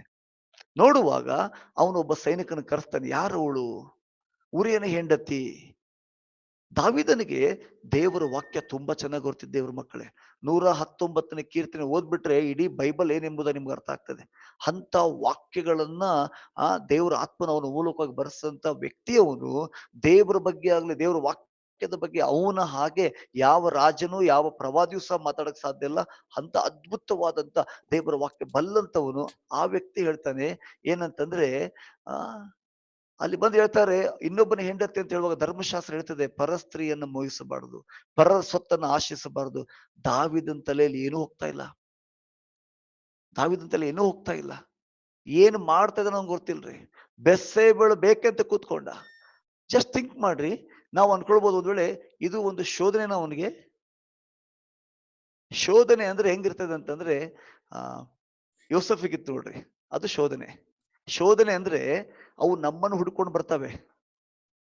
ಶೋಧನೆ ಅಂದ್ರೆ, ಪಾಪ ಅಂದ್ರೆ ನಮ್ಮನ್ನು ಹುಡ್ಕೊಂಡು ಬರ್ತದೆ. ಯಾರ ಜೀವನದಲ್ಲಿ ಶಾಪ ಇರ್ತದಲ್ಲ, ಇವರು ಪಾಪವನ್ನು ಹುಡುಕೊಂಡು ಹೋಗ್ತಾರೆ. ಡಿಫ್ರೆನ್ಸ್ ಇದೆ. ಪಾಪ ನಾವ್ ಎಂಜಾಯ್ ಮಾಡಕ್ಕಾಗಲ್ಲ, ನಮಗದನ್ನು ಇಷ್ಟಾನೇ ಆಗಲ್ಲ. ನಮಗೆ ಒಂದ್ ವೇಳೆ ನಾನು ಶಾಪದೊಳಗಿದ್ರೆ ಅದು ತಪ್ಪಂತ ಗೊತ್ತಿದ್ರು ಅದನ್ನ ನಾವು ಎಂಜಾಯ್ ಮಾಡ್ತಾ ಇರ್ತೇವೆ. ಅದು ಸುಳ್ಳಾಗಿರ್ಬೋದು, ಮೋಸ ಆಗಿರ್ಬೋದು, ವ್ಯಭಿಚಾರ ಆಗಿರ್ಬೋದು, ಕದಿಯುವಂಥದ್ದಾಗಿರ್ಬೋದು. ನಮ್ಗೆ ಗೊತ್ತು ತಪ್ಪು ಅಂತ ಹೇಳಿ, but still we are enjoying. ಯಾಕಂದ್ರೆ ನಾವು ಆ ಶಾಪದ ಅಡಿಯಲ್ಲಿ ನಾವಿದ್ದೇವೆ. ಆ ಸಮಯದಲ್ಲಿ ನಿಮಗೆ ಯಾವ ಬೈಬಲ್ ವಾಕ್ಯ ನೆನಪಿಗೆ ಬರಲ್ಲ. ಎಷ್ಟೋ ಸರಿ ಕೆಲವು ಸೇವಕರ ಜೀವನದಲ್ಲಿ ಕೆಲವೊಂದು ಘಟನೆಗಳು ನಡೆಯುವಾಗ ನಾವು ಅಂತೇವೆ, ಅಭಿಷಕ್ತರಿಗೆ ಹೆಂಗ್ ಗೊತ್ತಾಗಲ್ಲ ಇದು, ಇಷ್ಟು ವಾಕ್ಯ ಹೇಳ್ತಾರಲ್ಲ, ಇವ್ರು ಪ್ರೇಯರ್ ಮಾಡ್ತಾರಲ್ಲ, ಇನ್ನೊಬ್ರಿಗೆ ಬುದ್ಧಿ ಹೇಳುವಂತವ್ರಿಗೆ ಹೆಂಗ್ ಗೊತ್ತಾಗಲ್ಲ. ದೇವರ ಮಕ್ಕಳೇ, ಯಾವಾಗ ದೇವರಿಗೆ ಸತ್ಯವನ್ನು ಪ್ರಕಟ ಮಾಡಿದ್ರು ಅವಾಗಿಂದ ಅಂತ ದೇವರ ಸೇವಕರ ವಿಷಯದಲ್ಲಿ ನಾನು ತುಂಬಾ ನಮ್ರತೆಯಿಂದ, ನಾನು ತುಂಬಾ ತಗ್ಗಿದವನಾಗಿ ಅವ್ರಿಗೋಸ್ಕರ ಪ್ರಾರ್ಥನೆ ಮಾಡ್ತಾ ಇದ್ದೇನೆ. ನಾವೇನು ಅನ್ಕೊಳ್ತಾ ಇದ್ದೇವೆ ಅಂತಂದ್ರೆ, ಅವ್ರಿಗೆಲ್ಲ ಗೊತ್ತಲ್ಲ. ದೇವರ ಮಕ್ಕಳೇ, ಒಬ್ಬ ಶಾಪದ ಅಡಿಯಲ್ಲಿರುವಂತ ವ್ಯಕ್ತಿ ದಾವಿದನ ಲೆವೆಲ್ ಅಲ್ಲಿ ಯಾವ ಸೇವಕರಿದ್ದಾರೆ ಹೇಳ್ರಿ ನೋಡೋಣ. ಈಗ ದಾವಿದನ ಲೆವೆಲ್ ಎಂತ ಲೆವೆಲ್ ಗೊತ್ತಾ? ಅವನ ಫೇತ್ ಲೆವೆಲ್ ಆಗಿರ್ಬೋದು, ಅವನ ಕಾನ್ಶಿಯಸ್ ಆಗಿರ್ಬೋದು, ದೇವರ ಬಗ್ಗೆ ಇರುವಂತ ಪ್ರತಿಷ್ಠೆ ಆಗಿರ್ಬೋದು. ದಾವಿದನ ಹಂಗೆ ಒಬ್ಬರನ್ನ ಹುಡುಕಿ ಕೊಡ್ರಿ ನೋಡೋಣ ನಿಮಗೆ. ಅವನಿಗಿರುವಂತ ದಾಹ, ಅವನಿಗಿರುವಂತ ಬಾಯಾರಿಕೆ, ಅವನಿಗಿರುವಂತ ಪ್ರಾರ್ಥನಾ ಸಮಯ, ದಿನಕ್ಕೆ 7 ಆವರ್ತಿ ಸ್ತೋತ್ರ ಮಾಡುವಂತ ವ್ಯಕ್ತಿ, ದಿನಕ್ಕೆ 3 ಆವರ್ತಿ ಪ್ರಾರ್ಥನೆ ಮಾಡುವಂತ ವ್ಯಕ್ತಿ, ಇಷ್ಟೆಲ್ಲ ಪ್ರೇಯರ್ ಮಾಡಿದ್ರು ಸ್ವಾಮಿ ಬಾಯರ್ದ ಜಿಂಕೆ ನೀರಿಗಾಗಿ ಮತ್ತೆ ಯಾವಾಗ ನನಗೆ ತವಕ ಪಡುವಂತ ವ್ಯಕ್ತಿ ಇಂಥ ಒಂದು ಪಾಪ ಮಾಡಕ್ ಸಾಧ್ಯನಾ? ಎಂದಿಗೂ ಸಾಧ್ಯ ಇಲ್ಲ. ಯಾಕೆ ಅವನು ಆ ತಪ್ಪು ಮಾಡ್ಲಿಕ್ಕೆ ಆಯ್ತಂತಂದ್ರೆ he is under the curse. ಶಾಪದ ಅಡಿಯಲ್ಲಿರುವಾಗ, ಶಾಪ ಭಯಂಕರ ಕ್ರೂರವಾದದ್ರಿ. ಅವರ ಪೂರ್ವಿಕರು ಅದನ್ನು ಮುರಲಿಲ್ಲ. ಇನ್ನೊಂದು ವಿಷಯ ಇದರಲ್ಲಿದೆ. ಯೆಹೋಶುವನು ಬರೆದ ಪ್ರವಾದನೆ ಪುಸ್ತಕದಲ್ಲಿ ನೋಡ್ತೇವೆ, ಸೂಳಿಯಾದ ರಾಹಾಬಳು ಸಹ ಅವಳು ಯಾವ ತಲೆಮಾರಿಗೆ ಸೇರ್ತಾಳೆ? ಯಹೂದ ಕುಲದಲ್ಲೇ ಸೇರಿದಂತವಳು. ಪ್ರಿಯ ದೇವ್ರ ಮಕ್ಕಳೇ, ನಮ್ಮ ಹಿಸ್ಟ್ರಿಯನ್ನು ಸ್ವಲ್ಪ ನಾವು ಟೆಸ್ಟ್ ಮಾಡ್ಬೇಕ್ರಿ. ನಾವೆಲ್ಲ ಪ್ರಯತ್ನ ಪಡ್ತಾ ಇದ್ರೆ ಕೆಲವೊಂದು ನಾವು ಎಡುತ್ತಾ ಇರ್ತೇವೆ. ಎಷ್ಟೋ ಪ್ರಯಾಸ ಪಟ್ಟುವಾಗ ಕೆಲವೊಂದು ವಿಷಯದಲ್ಲಿ ನಾವು ಮೇಲೆ ಬರಕಾಗ್ತಾ ಇಲ್ಲ. ಎಷ್ಟೋ ವಿಷಯ ಮಾಡ್ತಾ ಇದ್ದೇವೆ, ಕೆಲಸ ಕಂಪ್ಲೀಟ್ ಆಗುದಿಲ್ಲ. ಯಾವಾಗ್ಲೂ ಇನ್ಕಂಪ್ಲೀಟ್. ಅದು ನಮ್ಮ ಜನರೇಷನ್ ಕರ್ಸ್, ನಮ್ಮನ್ನ ಮುಂದೆ ಹೋಗ್ಲಿಕ್ಕೆ ಬಿಡಲ್ಲ. ನಾವ್ ಏನ್ ಮಾಡ್ತಿದ್ವಿ ಗೊತ್ತಾ? ಸೈತಾನ ಸ್ಪಿರಿಚುವಲ್ ವಾರ್ಫೇರ್ ಮಾಡ್ತಿದ್ವಿ. ಅವನ ಜೋಡಿ ವಾರ್ಫೇರ್ ಮಾಡೋದು ಅವಶ್ಯಕತೆ ಇಲ್ರಿ ನಮಗೆ. ಪ್ರಿಯ ದೇವ್ರ ಮಕ್ಕಳೇ, ಯೇಸು ಸ್ವಾಮಿ ಶಿಲ್ಬೆ ಮೇಲೆ ತಲೆಯನ್ನು ಜಜ್ಜ್ ಬಿಟ್ಟಿದ್ದಾನೆ. ಈಗ ಹೊಸದಾಗ ಅವ್ನು ನಮ್ಮ ಜೀವನದಲ್ಲಿ ಏನ್ ಮಾಡಕ್ಕಾಗಲ್ಲ. ಹಳೇದನ್ನ ನಮ್ಮ ತಲೆಮಾರುಗಳಲ್ಲಿ ನಮ್ಮ ತಂದೆ ಮಾಡಿರ್ಬೋದು, ನನ್ನ ತಾಯಿ ಮಾಡಿರ್ಬೋದು, ನನ್ನ ತಾತ ಮಾಡಿರ್ಬೋದು, ನನ್ನ ಮುತ್ತಾತ ಮಾಡಿರ್ಬೋದು, ಅವರ ಸಂಗತಿಗಳು ಇವತ್ತು ನಮಗೆ, ನಾವ್ ಎಷ್ಟು ತಪ್ಪು ಮಾಡಿದೇವು ನಮ್ಗೆ ಲೆಕ್ಕ ಇಲ್ಲ. ಇನ್ನು ನಮ್ಮ ಪೂರ್ವಿಕರ ಸ್ಥಿತಿ ಏನಾಗಿರ್ಬೋದ್ರಿ? ಇವತ್ತು ಸುವಾರ್ತೆ ಹೊಂದಿಕೊಂಡು ಎಷ್ಟನೇ ತಲೆಮಾರು ನಾವು? ನನ್ನ ಪ್ರಕಾರ ನಾನು 2ನೇ ತಲೆಮಾರು. ಆ ಮೊದಲನೇ ತಲೆಮಾರು ನಾಮದೇ ಕ್ರೈಸ್ತ ನನ್ನ ತಂದೆ ತಾಯಿ. ಒಂದಿನ ನಮ್ಮನ್ನ ಚರ್ಚಿಗೆ ಅವ್ರು ಕರ್ಕೊಂಡು ಹೋಗ್ಲಿಲ್ಲ. ಅಂತವ್ರ ಮಗನಾಗಿ ಸೇವಕಾಗಿದ್ದೇನೆ. ಅದಕ್ಕಿಂತ ನಮ್ಮ ಅಜ್ಜ ಹೇಗಿದ್ರು, ನಮ್ಮ ಮುತ್ತಾತ ಹೇಗಿದ್ರು ನಮ್ಗೆ ಗೊತ್ತೇ ಇಲ್ಲ. ಇವತ್ತು ನಮ್ಮ ಜೀವನದಲ್ಲಿ ಎಷ್ಟು ಹೋರಾಟಗಳು. ಯಾವಾಗ ಈ ವಾಕ್ಯ ನನಗೆ ಅರ್ಥ ಆಗ ಸ್ಟಾರ್ಟ್ ಆಯ್ತು, ಯಾವಾಗ ದೇವರಿಗೆ ಪ್ರಕಟಣೆ ಕೊಡ್ಲಿಕ್ಕೆ ಸ್ಟಾರ್ಟ್ ಮಾಡಿದ್ರು, ಈ ದಿಕ್ಕಲ್ಲಿ ನಾನು ಯಾವಾಗ ಆಲೋಚನೆ ಮಾಡಕ್ ಸ್ಟಾರ್ಟ್ ಮಾಡಿದೆ, ಆವಾಗ ನನ್ನ ಜೀವನದಲ್ಲಿ ಬ್ರೇಕ್ ಥ್ರೂ ಸ್ಟಾರ್ಟ್ ಆಯ್ತು. ಅವಾಗ ನನ್ನ ಮಿನಿಸ್ಟ್ರಲ್ಲಿ ಬ್ರೇಕ್ ಥ್ರೂ ಸ್ಟಾರ್ಟ್ ಆಯ್ತು, ನನ್ನ ಫೈನಾನ್ಸ್ ಅಲ್ಲಿ ಬ್ರೇಕ್ ಥ್ರೂ ಸ್ಟಾರ್ಟ್ ಆಯ್ತು, ಅವಾಗ ನನ್ನ ಹೆಲ್ತ್ ಅಲ್ಲಿ ಬ್ರೇಕ್ ಥ್ರೂ ಸ್ಟಾರ್ಟ್ ಆಯ್ತು, ನಮ್ಮ ಫ್ಯಾಮಿಲಿಯಲ್ಲಿ ಬ್ರೇಕ್ ಥ್ರೂ ಸ್ಟಾರ್ಟ್ ಆಯ್ತು. ನಾನು ಏನೋ ಗುದ್ದಾಡ್ತಾ ಇದ್ದೇನೆ. ನಂಗೆ ಫೈನಾನ್ಸ್ ಬೇಕಾ? 3 ದಿವಸ ಫಾಸ್ಟಿಂಗ್ ಪ್ರೇಯರ್ ಮಾಡೋಣ. ಮಿನಿಸ್ಟ್ರಿ ಚೆನ್ನಾಗಿ ಬೆಳಿಬೇಕಾ? 3 ದಿವಸ ಫಾಸ್ಟಿಂಗ್ ಪ್ರೇಯರ್ ಮಾಡೋಣ. ನನಗೆ ಅವಾಗ ಅನಿಸ್ತು, ಅಯ್ಯೋ ದೇವ್ರೆ, ನನ್ನ ಫಾಸ್ಟಿಂಗ್ ಪ್ರೇಯರ್ ಇಂದ ಮಿನಿಸ್ಟ್ರಿ ಬೆಳೆಯುವುದಿಲ್ಲ, ನನ್ನ ಫಾಸ್ಟಿಂಗ್ ಪ್ರೇಯರ್ ಇಂದ ಬ್ಲೆಸ್ಸಿಂಗ್ಸ್ ಎಲ್ಲ ಶಿಲುಬೆಯಿಂದ ಎಲ್ಲ ಬರಬೇಕಾಗಿದೆ. ಬಟ್ ಯಾವ್ದೇ ಬರ್ತಾ ಇಲ್ಲ. ಕಾರಣ, ಎಲ್ಲೋ ನಾನು ಸ್ಟ್ರಕ್ ಆಗಿದ್ದೇನೆ. ಎಲ್ಲೋ ನನಗೆ ಗೊತ್ತಿಲ್ಲದ ಹಾಗೆ ವೈರಿ ನನ್ನನ್ನು ವಂಚಿಸ್ತಾ ಇದ್ದಾನೆ. ದಾವೀದನ ಜೀವಿತ ನೋಡ್ರಿ. ಈ ಶಾಪಗಳು ಈ ರೀತಿಯಾಗಿ ತಲೆಮಾರುಗಳಿಂದ ಬರ್ತದೆ. ಈ ತಲೆಮಾರಿನ ಶಾಪ ಎಲ್ಲಿಗೆ ಬಂತು? ದಾವೀದನ ಜೀವಿತದಲ್ಲಿ ಬರುವಾಗ ದಾವೀದನು ಸಹ 51ನೇ ಕೀರ್ತನೆ ಅದಕ್ಕಾಗಿ ಪಶ್ಚಾತ್ತಾಪ ಪಡ್ತಾನೆ ದೇವ್ರ ಮುಂದೆ. ಅಯ್ಯೋ ಸ್ವಾಮಿ, ನಾನು ಪಾಪ ಮಾಡಿದ್ದೇನೆ. ಬಟ್ ಅವನು ಶಾಪವನ್ನ ಮುರಿಲಿಲ್ಲ. ಆ ತಲೆಮಾರಿನ ಶಾಪ, ಸ್ವಾಮಿ ನನ್ನ ಜೀವನದಲ್ಲಿ ನಡೆದಂತ ಘಟನೆ ನನ್ನ ಮುಂದೆ ನನ್ನ ಮಕ್ಕಳಲ್ಲಿ ಅದು ಆಗ್ಬಾರ್ದು ಸ್ವಾಮಿ, ಮುಂದಿನ ತಲೆಮಾರುಗಳು ಅದ್ರ ಬರಬಾರ್ದು ಎಂಬುದಾಗಿ ಅವನು ಎಲ್ಲಿಯೂ ಅದನ್ನು ಪ್ರಾರ್ಥನೆ ಮಾಡುವುದಿಲ್ಲ. ಆ ಶಾಪ ಅಲ್ಲಿಂದ ಎಲ್ಲಿ ಬರ್ತದೆ ಗೊತ್ತಾ ಪ್ರಿಯ ದೇವ್ರ ಮಕ್ಕಳೇ? ಸ್ವಂತ ಅವನ ಹೆಂಡತಿಯ ಮಗಳನ್ನ ಅವನ ಹೆಂಡತಿಯ ಮಗನೇ ಕೆಡಿಸ್ತಾನೆ. ಅವನ ಮನೇಲಿ ನಡೆದಂತ ಘಟನೆ ಇದು. ಬೇರೆ ಯಾವ ರಾಜರ ಮನೆಯಲ್ಲಿ ಈ ಘಟನೆ ನಡೀಲಿಲ್ರಿ. ಅವನ ಮನೇಲಿ ಆ ಘಟನೆ ನಡೆಯಕ್ಕೆ ಸ್ಟಾರ್ಟ್ ಆಯ್ತು. Why this spirit? ಯಾಕೆ ಇದೇ ಘಟನೆ ಅವನ ಜೀವನದಲ್ಲಿ ನಡೀತಾ ಇದೆ? ಯಾಕೆ ಇದೇ ಒಂದು ಆತ್ಮ ಅಲ್ಲಿ ಕೆಲಸ ಮಾಡ್ತಾ ಇದೆ? ಆ ಕುಟುಂಬ ಶಾಪದ ಅಡಿಯಲ್ಲಿದೆ. ಕೆಲವೊಂದ್ಸಲ ನಮ್ಮ ಕುಟುಂಬದಲ್ಲಿ ಕೆಲವೊಂದು ಘಟನೆಗಳು ರಿಪೀಟ್ ನಡೀತಾ ಇರ್ತವೆ. ಸೇಮ್ ಬೇರೆ ಪ್ರಾಬ್ಲಮ್ ಆಗಲ್ಲ, ಬರೇ ಫೈನಾನ್ಷಿಯಲ್ ಪ್ರಾಬ್ಲಮ್ ಆಗ್ತಾ ಇರ್ತದೆ, ಬರೇ ಹೆಲ್ತ್ ಇಶ್ಯೂಸ್ ಆಗ್ತಾ ಇರ್ತದೆ, ಬರೇ ಅಸಮಾಧಾನಗಳಾಗ್ತಾ ಇರ್ತದೆ. ಅಲ್ಲಿ ಅಸಮಾಧಾನ ಆಗ್ಲಿಕ್ಕೆ ಕಾರಣಗಳೇ ಇಲ್ಲ, ಆದ್ರೂ ನಮ್ಮ ಜೀವನದಲ್ಲಿ ಅದು ಆಗ್ತಾ ಇರ್ತದೆ. ನಾವ್ ಎಷ್ಟು ಅವಾಯ್ಡ್ ಮಾಡಿದ್ರು ಅದೇ ನಮ್ಮನ್ನು ಹುಡುಕೊಂಡು ಬರುವ ತರ ಇರ್ತದೆ. ದಾವೀದನ ಜೀವಿತದಲ್ಲಿ ಅವನ ಮಗ ಸ್ವಂತ ಇನ್ನೊಬ್ಬ ತಾಯಿ ಮಗಳನ್ನ ಹಾಳು ಮಾಡ್ತಾನೆ. ಅಲ್ಲಿಗೂ ಅದು ನಿಂತು ಹೋಗುದಿಲ್ರಿ. ಅಲ್ಲಿಂದ ಎಲ್ಲಿಗೆ ಬರ್ತದೆ ಗೊತ್ತಾ? ಅಬ್ಷಾಲೋಮ. ಆ ಸ್ಪಿರಿಟ್ ನೋಡ್ರಿ ಎಷ್ಟು ಹೊಲಸು ಅಂತಂದ್ರೆ, ನಾ ಜಸ್ಟ್ ಬರೀ ಇದೊಂದು ಎಕ್ಸಾಂಪಲ್ ಕೊಡ್ತಾ ಇದ್ದೇನೆ. ಬರೀ ಎಲ್ಲ ಇದೆ ಇಲ್ರಿ ಶಾಪ ಅಂದ್ರೆ. ಎಲ್ಲದಕ್ಕೂ ನಾವು ಇದನ್ನ ನಿಮ್ಗೊಂದು ಜಸ್ಟ್ ಒಂದು ಎಕ್ಸಾಂಪಲ್ ಕೊಡ್ತಾ ಇದ್ದೇನೆ. ಇದನ್ನ ನೀವು ಸ್ಪಿರಿಚುವಲ್ ಆಗಿ ತಗೊಳ್ಬಹುದು, ಮೆಂಟಲಿ ತಗೊಳ್ಬಹುದು, ಫಿಸಿಕಲಿ ತಗೊಳ್ಬಹುದು, ಬೇರೆ ಎಲ್ಲ ವಿಷಯಗಳನ್ನ ಕಂಪೇರ್ ಮಾಡ್ಬೋದು ನಮ್ಮ ಜೀವನದಲ್ಲಿ. ಸ್ವಂತ ದಾವೀದನ ಉಪಪತ್ನಿಯರನ್ನ ಆತನ ಮಗನಾದಂತ ಅಬ್ಷಾಲೋಮ ಹಾಳು ಮಾಡ್ತಾನೆ. ಯಾಕೆ ಇದೇ ಘಟನೆ ಆ ವಂಶದಲ್ಲಿ ನಡೀತದೆ ಆಲೋಚನೆ ಮಾಡ್ರಿ. ಅಲ್ಲಾಗಿದ ನಂತರ ನೀವು ಸಲ್ಮೋನ ಜೀವಿತದಲ್ಲಿ ಬರುವಾಗ ಆ ಶಾಪ ಬ್ಲಾಸ್ಟ್ ಆಯ್ತು. ಎಕ್ಸ್ಟ್ರೀಮ್ ಬ್ಲಾಸ್ಟ್ ಆಯ್ತು. ಇಡೀ ಜೀವನನೇ ಸರ್ವನಾಶ ಆಯ್ತು ಒಂದು. ಎಲ್ಲಿಂದ ಸ್ಟಾರ್ಟ್ ಆಯ್ತು ಇದು? ಪೂರ್ವಿಕರಿಂದ ಸ್ಟಾರ್ಟ್ ಆಗಿದ್ದು. ಯಾರು ಅದನ್ನು ಗಮನ ಕೊಡ್ಲೇ ಇಲ್ಲ. ಇವ್ರು ಅನ್ಕೊಳ್ತಾ ಇದ್ದಾರೆ ದೇವರು ನಮ್ಮನ್ನ ಆರಿಸ್ಕೊಂಡಿದ್ದಾರೆ, ನಾವು ದೇವ್ರಿಗಾಗಿ ಏನೋ ಮಾಡ್ತಾ ಇದ್ದೇವೆ. ಬಟ್ ಪ್ರೇ ದೇವರ ಮಗುವೆ, ಈ ಒಂದು ವಿಷಯದಲ್ಲಿ ಈ ಒಂದು ಯಹೂದ ಕುಲ ಅಲಕ್ಷ್ಯ ಮಾಡಿದ್ರಿಂದ ಇಲ್ಲಿ ನೋಡ್ತೇವೆ, ಇವ್ರ ಕುಟುಂಬದಲ್ಲಿ ನಡೆದಂತ ಒಂದೊಂದು ಘಟನೆಗಳು ನೋಡ್ರಿ, ಒಂದೊಂದು ಹೋರಾಟಗಳು ನೋಡ್ರಿ, ಒಂದೊಂದು ಸಂಗತಿಗಳು ನೋಡುವಾಗ ತಲೆ ತಗ್ಗುವಂತ ಸಂಗತಿಗಳು. ಇನ್ನೆಲ್ಲಿ ಬಿಡುಗಡೆ ಸಿಗ್ತದೆ, ಇನ್ನೆಲ್ಲಿ ಜಯ ಸಿಗ್ತದೆ, ಇನ್ನೆಲ್ಲಿ ಮಹಿಮೆ ಜೀವನ ಮಾಡ್ಲಿಕ್ಕೆ ಸಾಧ್ಯ? ನಾವೇನ್ ಮಾಡ್ತಾ ಇದ್ದೇವೆ? ನಾವು ಟೊಂಗೆಗಳನ್ನ ಕತ್ತರಿಸ್ತಾ ಇದ್ದೇವೆ, ಶೇಪ್ ಮಾಡ್ತಾ ಇದ್ದೇವೆ ಪ್ರತಿದಿನ. ಅದು ನಮ್ಮ ಪ್ರೇಯರ್ ಆಗಿರ್ಬೋದು, ಫಾಸ್ಟಿಂಗ್ ಆಗಿರ್ಬೋದು, ನಮ್ ಡೆಡಿಕೇಟ್ ಆಗಿರ್ಬೋದು, ನಮ್ಮ ಆಫರಿಂಗ್ ಆಗಿರ್ಬೋದು, ನಮ್ಮ ಮಿನಿಸ್ಟ್ರಿ ಆಗಿರ್ಬೋದು, ನಾವು ಟ್ರಿಮ್ ಮಾಡ್ತಾ ಇದ್ದೇವೆ. ಬಟ್ ಆದ್ರೆ ಆ ರೂಟ್ ಅಲ್ಲಿ ಆ ಒಂದು ಪಾಯ್ಸನ್ ಇದೆ, ಆ ರೂಟ್ ಅಲ್ಲಿ ಶಾಪಗ್ರಸ್ತವಾದ ಸಂಗತಿ ಇದೆ. ಗೆದ್ದಲು ಯಾವ ರೀತಿಯಾಗಿ ತಿಂತಾ ಇರ್ತದಲ್ಲ ಒಂದು ಒಂದು ಮರವನ್ನಾಗ್ಲಿ, ಒಂದು ಭೂಮಿಯನ್ನಾಗ್ಲಿ, ಒಂದು ಗೋಡೆಯನ್ನಾಗ್ಲಿ, ಆ ರೀತಿಯಾಗಿ ಶಾಪ ನಾವು ತಿಂತಾ ಇದೆ. ಹೊರಗಡೆ ಎಲ್ಲ ಚೆನ್ನಾಗಿ ಕಾಣ್ತಾ ಇದೆ, ನಾವು ಮ್ಯಾನೇಜ್ ಮಾಡ್ತಾ ಇದ್ದೇವೆ. ಬಟ್ ಆದ್ರೆ ರಿಯಲ್ ಆಗಿ ನಾವು ಆ ಬ್ಲೆಸ್ಸಿಂಗ್ ಅಲ್ಲಿ ಜೀವನ ಮಾಡ್ಲಿಕ್ಕೆ ಆಗ್ತಾ ಇಲ್ಲ. ಇದು ಶಾಪ. ಈ ರೀತಿಯಾಗಿ ಶಾಪ ಫಾಲೋ ಮಾಡ್ತದೆ. ಹಾಗಾದ್ರೆ ಶಾಪ ಹೀಗಿದ್ರೆ ಯಾವಾಗ ಇದು ಆಕ್ಟಿವ್ ಆಗ್ತದೆ? ಈಗ ನಾವು ಅನ್ಬೋದು, ಓಕೆ ಹಾಗಾದ್ರೆ ನನ್ನ ಜೀವನದಲ್ಲಿ ಏನೂ ಇಲ್ಲ. ನಿಮಗೆ ಇದು ಯಾವಾಗ ಆಕ್ಟಿವ್ ಆಗ್ತದೆ? ನೋಡ್ರಿ, ದಾವೀದನು ಕುರಿ ಕಾಯುವಾಗ ಈ ಪಾಪ ಮಾಡ್ಲಿಲ್ಲ. ದಾವೀದನು ಅರಣ್ಯದಲ್ಲಿರುವಾಗ ಈ ಶಾಪ ಉಣ್ಬೇಕು ಕೆಲಸ ಮಾಡ್ಲಿಲ್ಲ. ಪಾಪಕ್ಕೂ ಶಾಪಕ್ಕೂ ಇರುವಂತ ವ್ಯತ್ಯಾಸ. ನಾನು ಅವಾಗ ಹೇಳಿದೆ, ಪಾಪ ನಮ್ಮನ್ನು ಹುಡುಕೊಂಡು ಬರ್ತದೆ, ಶಾಪ ನಾವೇ ಅದನ್ನ ಹುಡ್ಕೊಂಡು ಹೋಗ್ತೇವೆ. ನಮ್ಮ ಮನಸ್ಸು ಅದ್ರ ಕಡೆ ಜಗ್ತಾ ಇರ್ತದೆ. ತಿಳ್ಕೊಳ್ಬೇಕು, ವಿ ಆರ್ ಅಂಡರ್ ದ ಕರ್ಸ್. ನಮ್ಮನ್ನ ಯಾರು ಇಷ್ಟಪಡ್ತಾ ಇದಾರ, ನೋ ಪ್ರಾಬ್ಲಮ್, ನಾವು ಅದನ್ನ ಜಯಿಸ್ಬೋದು. ನೀವ್ ಯಾರನ್ನ ಇಷ್ಟಪಡ್ತಾ ಇದ್ದೀರಾ? ನಿಮ್ಮನ್ನ ಪಾಪ ಇಷ್ಟಪಡ್ತಾ ಇದ್ರೆ ತೊಂದರೆ ಇಲ್ಲ, ನೀವು ಅದನ್ನ ಜಯಿಸ್ಬೋದು. ನೋ ಅಂದ್ಬಿಟ್ರೆ ಮುರಿದೋಗ್ಬಿಡ್ತದೆ. ಅದು ನಿಮ್ಮ ಒಳಗಡೆ ಆ ಡಿಸೈರ್ ಇದೆ, ನಿಮ್ಮ ಒಳಗಡೆ ಆ ಸ್ವಭಾವ ಇದೆ ಅಂದ್ರೆ ಇದನ್ನ ಯಾರು ಮುರಿದಾಕ್ಲಿಕ್ಕಾಗಲ್ಲ. ಅದು ನಿಮ್ಮನ್ನ ಕಂಟ್ರೋಲ್ ಮಾಡಕ್ ಸ್ಟಾರ್ಟ್ ಮಾಡ್ತದೆ.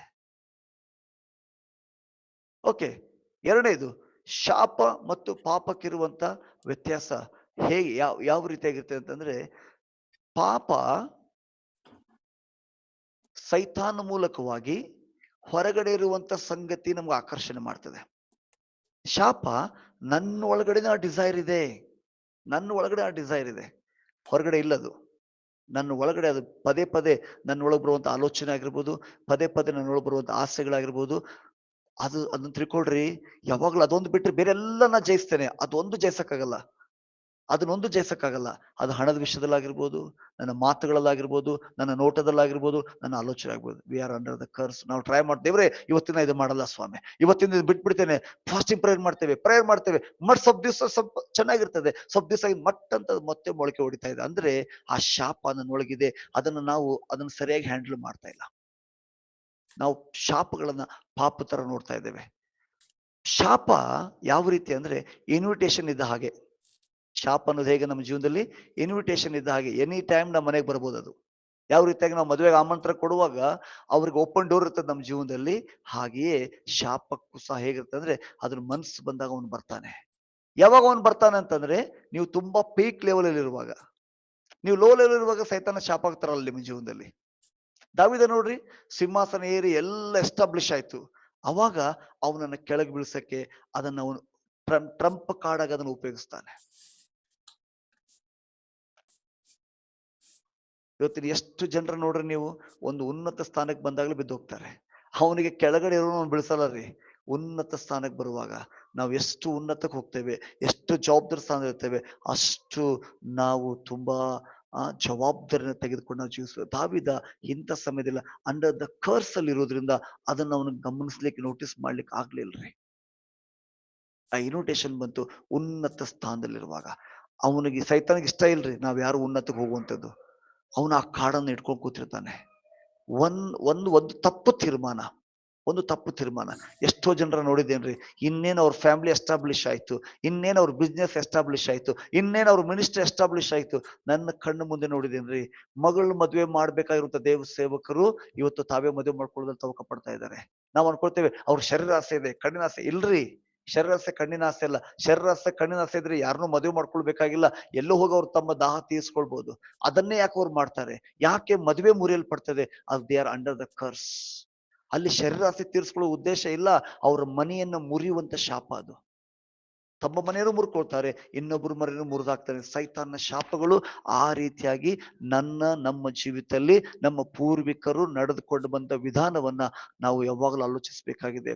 ಯಹೂದ್ಯರಲ್ಲಿ ಇರುವಂತ ಒಂದು ವಿಶೇಷತೆ ಏನಂದ್ರೆ, ನೀವು ನೋಡ್ರಿ, ಪೌಲನ್ ಏನಾದ್ರು ಮಾತಾಡ್ಬೇಕಂದ್ರೆ ಅವನೇನ್ ಮಾಡ್ತಾನಂತಂದ್ರೆ, ಅವನು ಐಗುಪ್ತ ದೇಶದ ಮಾತಾಡ್ತಾನ್ರಿ. ನಮ್ಮ ಪೂರ್ವಿಕರು ಐಗುಪ್ತ ದೇಶದಲ್ಲಿ ಇದ್ರು, ಅಲ್ಲಿಂದ ದೇವರು ಮೋಶೆನ ಆರಿಸ್ಕೊಂಡ್ರು, ಅಲ್ಲಿಂದ ದೇವರು ಯೌಶನ ಆರಿಸ್ಕೊಂಡ್ರು ಎಂಬುದಾಗಿ ಅವನು ಮಾತಾಡಕ್ ಸ್ಟಾರ್ಟ್ ಮಾಡ್ತಾನೆ. ಅಂದ್ರೆ ಅವ್ರಿಗೆ ಅವ್ರ ತಂದೆ ತಾಯಿಗಳು ನಡೆದಂತ ಘಟನೆಗಳನ್ನ ಮಾತಾಡ್ತಾ ಇದ್ರು. ಏನ್ ನಡೀತು, ಎಲ್ಲಿ ಮೂರ್ತಿ ಪೂಜೆ ಮಾಡಿದ್ವಿ, ಎಲ್ಲಿ ವ್ಯಭಿಚಾರ ಆಯ್ತು, ಎಲ್ಲಿ ದೇವ್ರ ವಿರುದ್ಧವಾಗಿ ಅವ್ರಿಗೆ ಗುಣಗುಟ್ಟಿದ್ರಿ, A to Z ಇನ್ಫಾರ್ಮೇಶನ್ ಅವ್ರಿಗಿತ್ತು. ಇವತ್ತು ನಾವೆಷ್ಟೋ ಸರಿ ನಮ್ಮ ಮಕ್ಕಳ ಮುಂದೆ ನಮ್ಮ ವಿಷಯಗಳನ್ನ ನಾವು ಹಂಚಿಕೊಳ್ಳಲ್ಲ ರೀ. ಇವತ್ತು ನಾವೇ ನಮ್ಮ ಮಕ್ಕಳ ಮುಂದೆ ಅವುಗಳನ್ನ ಸೀಕ್ರೆಟ್ ಮೇಂಟೈನ್ ಮಾಡ್ತೇವೆ. ನಾವೇ ತಿಳ್ಕೊಂಡ್ಬಿಡ್ತೇವೆ ಇದನ್ನ ಸೀಕ್ರೆಟ್ ಮೇಂಟೈನ್ ಮಾಡೋದ್ರ ಮೂಲಕವಾಗಿ ಏನೋ ನಮ್ಮ ಮಕ್ಕಳಿಗೆ ನಾವೇನೋ ಒಳ್ಳೇದನ್ನ ಮಾಡ್ತಾ ಇದ್ದೇವೆ. ಇಲ್ಲ ಪ್ರಿಯ ದೇವ್ರ ಮಕ್ಕಳೇ, ಇವತ್ತು ನಾನು ಈ ಶಾಪಗಳನ್ನ ಮುರಿಯದೆ ಹಾಗೆ ಈ ಲೋಕ ಬಿಟ್ಟು ಹೋಗ್ಬಿಟ್ರೆ ನಮ್ಮ ಮೇಗೆ ನಮ್ಮ ಪೂರ್ವಿಕರ ಎಲ್ಲ ಶಾಪವನ್ನ ನಮ್ಮ ಮಕ್ಕಳಿಗೆ ಡಿಪಾಸಿಟ್ ಮಾಡಿ ಹೋಗ್ತಾ ಇದ್ದೇವೆ. ಆಲೋಚನೆ ಮಾಡ್ರಿ, ಇವತ್ತು ನಾವೇ ಅದನ್ನ ಮಾಡ್ಲಿಕ್ಕೆ ಆಗ್ಲಿಲ್ಲ ಅಂದ್ರೆ ಮುಂದಿನ ತಲೆಮಾರದ ನಮ್ಮ ಮಕ್ಕಳ ಪರಿಸ್ಥಿತಿ ಹೇಗಿರ್ತದೆ? ಹೇಗೆ ಅವರು ಜಯಿಸ್ಲಿಕ್ಕೆ ಸಾಧ್ಯನ ಅದನ್ನ? ಅವ್ರಿಗೇನ್ ಗೊತ್ತಿಲ್ಲ ಪಾಪ. ಇವತ್ತು ಎಷ್ಟೋ ಜನ ಹರಕೆಗಳು ಬರ್ತಾ ಇದೆ, ಸ್ವಾಮಿ ಇದನ್ನ ಮಾಡ್ಬಿಟ್ರೆ ಅದನ್ನ ಮಾಡ್ತೇನಪ್ಪ. ಅಲ್ಲೋ ಯೇಸು ಸ್ವಾಮಿ ಶಿಲ್ಬೆ ಮೇಲೆ ಎಲ್ಲ ಮಾಡಿ ಮುಗಿಸಿದ, ಇನ್ ಯಾವ ಹರಕೆ ಹೊರಬೇಕ್ರಿ ನಾವು? ಇನ್ನೇನ್ ದೇವ್ರೊಂದಿಗೆ ಒಡಂಬಡಿಕೆ ಮಾಡ್ಕೊಳ್ಬೇಕು? ಇನ್ನೇನ್ ದೇವ್ರಿಗೆ ಹರಕೆ ಮಾಡ್ಕೊಳ್ಬೇಕಾಗಿದೆ? ಇನ್ನೇನು ಪ್ರೇಯರ್ ಮಾಡ್ಬೇಕಾಗಿದೆ ನಾವು?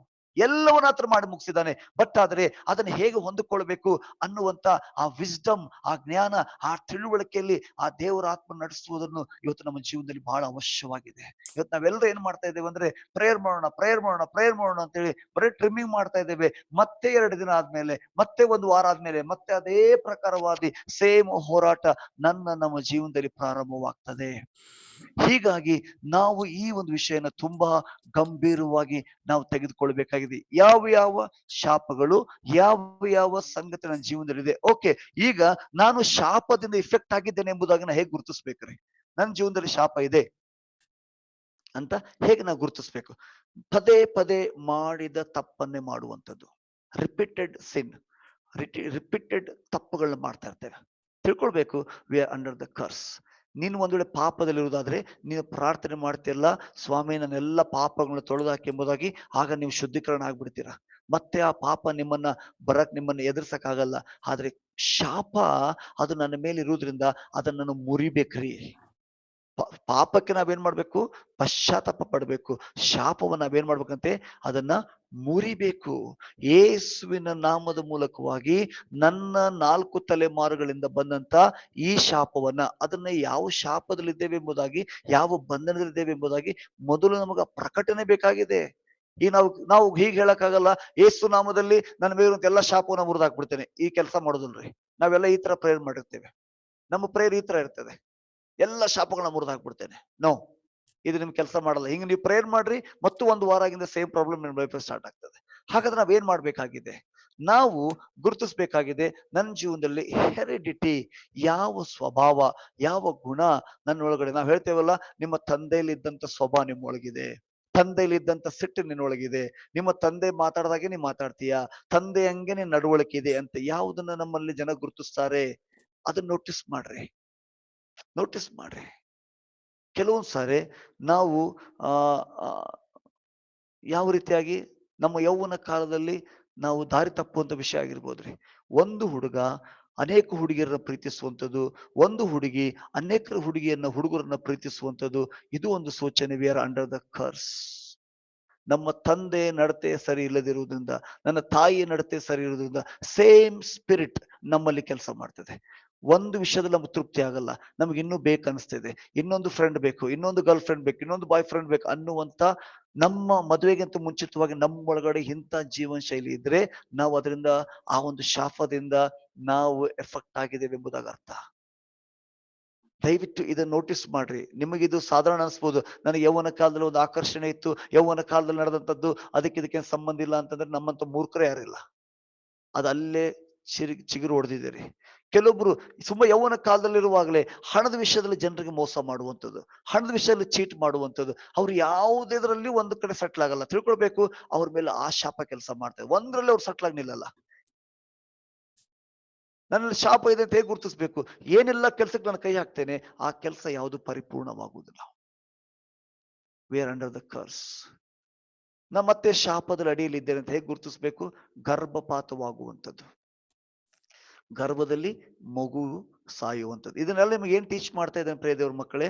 ನನ್ನ ಲೈಫ್ ಅಲ್ಲಿ ನಾನು ಏನ್ ಪ್ರಾಕ್ಟೀಸ್ ಮಾಡಿದ್ದೇನೆ ಅದನ್ನ ಮಾತಾಡ್ತಾ ಇದ್ದೇನೆ. ನಾನು ಯಾವುದೋ ಪುಸ್ತಕ ಓದಿ ನಿಮ್ಗೆ ಟೀಚ್ ಮಾಡ್ತಾ ಇಲ್ಲ. ಇವು ಎಲ್ಲವನ್ನ ವಿತ್ ಪ್ರೂಫ್ ಆಗಿ ನೀವು ಒಂದೊಳ್ಳೆ ನಂಗೆ ಇದು ಮುಗಿದ ನಂತರ ನಾವು ಒಂದು 5 ನಿಮಿಷ ಟೈಮ್ ಕೊಡ್ತೇನೆ, ನೀವ್ ಏನೇ ಪ್ರಶ್ನೆ ಇದ್ರೆ ಕೇಳ್ಬೋದು. ಅದು ಹೇಗೆ ಕೆಲಸ ಮಾಡ್ತದೆ, ಅದನ್ನ ಹೇಗೆ ಬಿಡುಗಡೆ ಹೊಂದಿದ್ದೀನಿ ಎಂಬುದಾಗಿ ಪಿನ್ ಟು ಪಿನ್ ನಾ ಹೇಳ್ತೇನೆ. ಮತ್ತೆ ನಾವು ಶಾಪದ ಅಡಿಲಿದ್ದೇವೆ ಅಂತಂದ್ರೆ ಸಮಯಕ್ಕೆ ಮುಂಚಿತವಾಗಿ ಸಾವುಗಳಾಗುವುದು, ಅಕಾಲಿಕವಾದಂತಹ ಮರಣಗಳು ನಮ್ಮ ಕುಟುಂಬದಲ್ಲಿ ಸಂಭವಿಸುವಂಥದ್ದು, ಬುದ್ಧಿಮಾಂದ್ಯತೆ, ಹುಚ್ಚು ಮಕ್ಕಳು ಮನೆಯಲ್ಲಿ ಹುಟ್ಟುವಂಥದ್ದು, ಅರ್ಧಂಬರ್ಧ ಬುದ್ಧಿ ಇರುವಂತವ್ರು, ಅಂಗವಿಕಲವಾಗಿ ಹುಟ್ಟುವಂಥದ್ದು, ಶಾಪದ ತುತ್ತಿಗೆ ಒಳಗಾಗದಂತವ್ರು, ಇವುಗಳು ನಾರ್ಮಲ್ ಆಗಿ ನಾವು ಗುರುತಿಸ್ಲಿಕ್ಕೆ ಇರುವಂತ ಕೆಲವೊಂದು ಸೈಟ್ಗಳಷ್ಟೇ. ಈ ರೀತಿಯಾಗಿ ನಾವು ಗುರುತಿಸುವ ತಿಳ್ಕೊಳ್ಬೇಕಾಗಿದೆ. ಎಲ್ಲಿಯೂ ನಮ್ಮ ಪೂರ್ವಿಕರಿಂದ ಈ ಒಂದು ಕಾರ್ಯ ನಡೆದಿದೆ.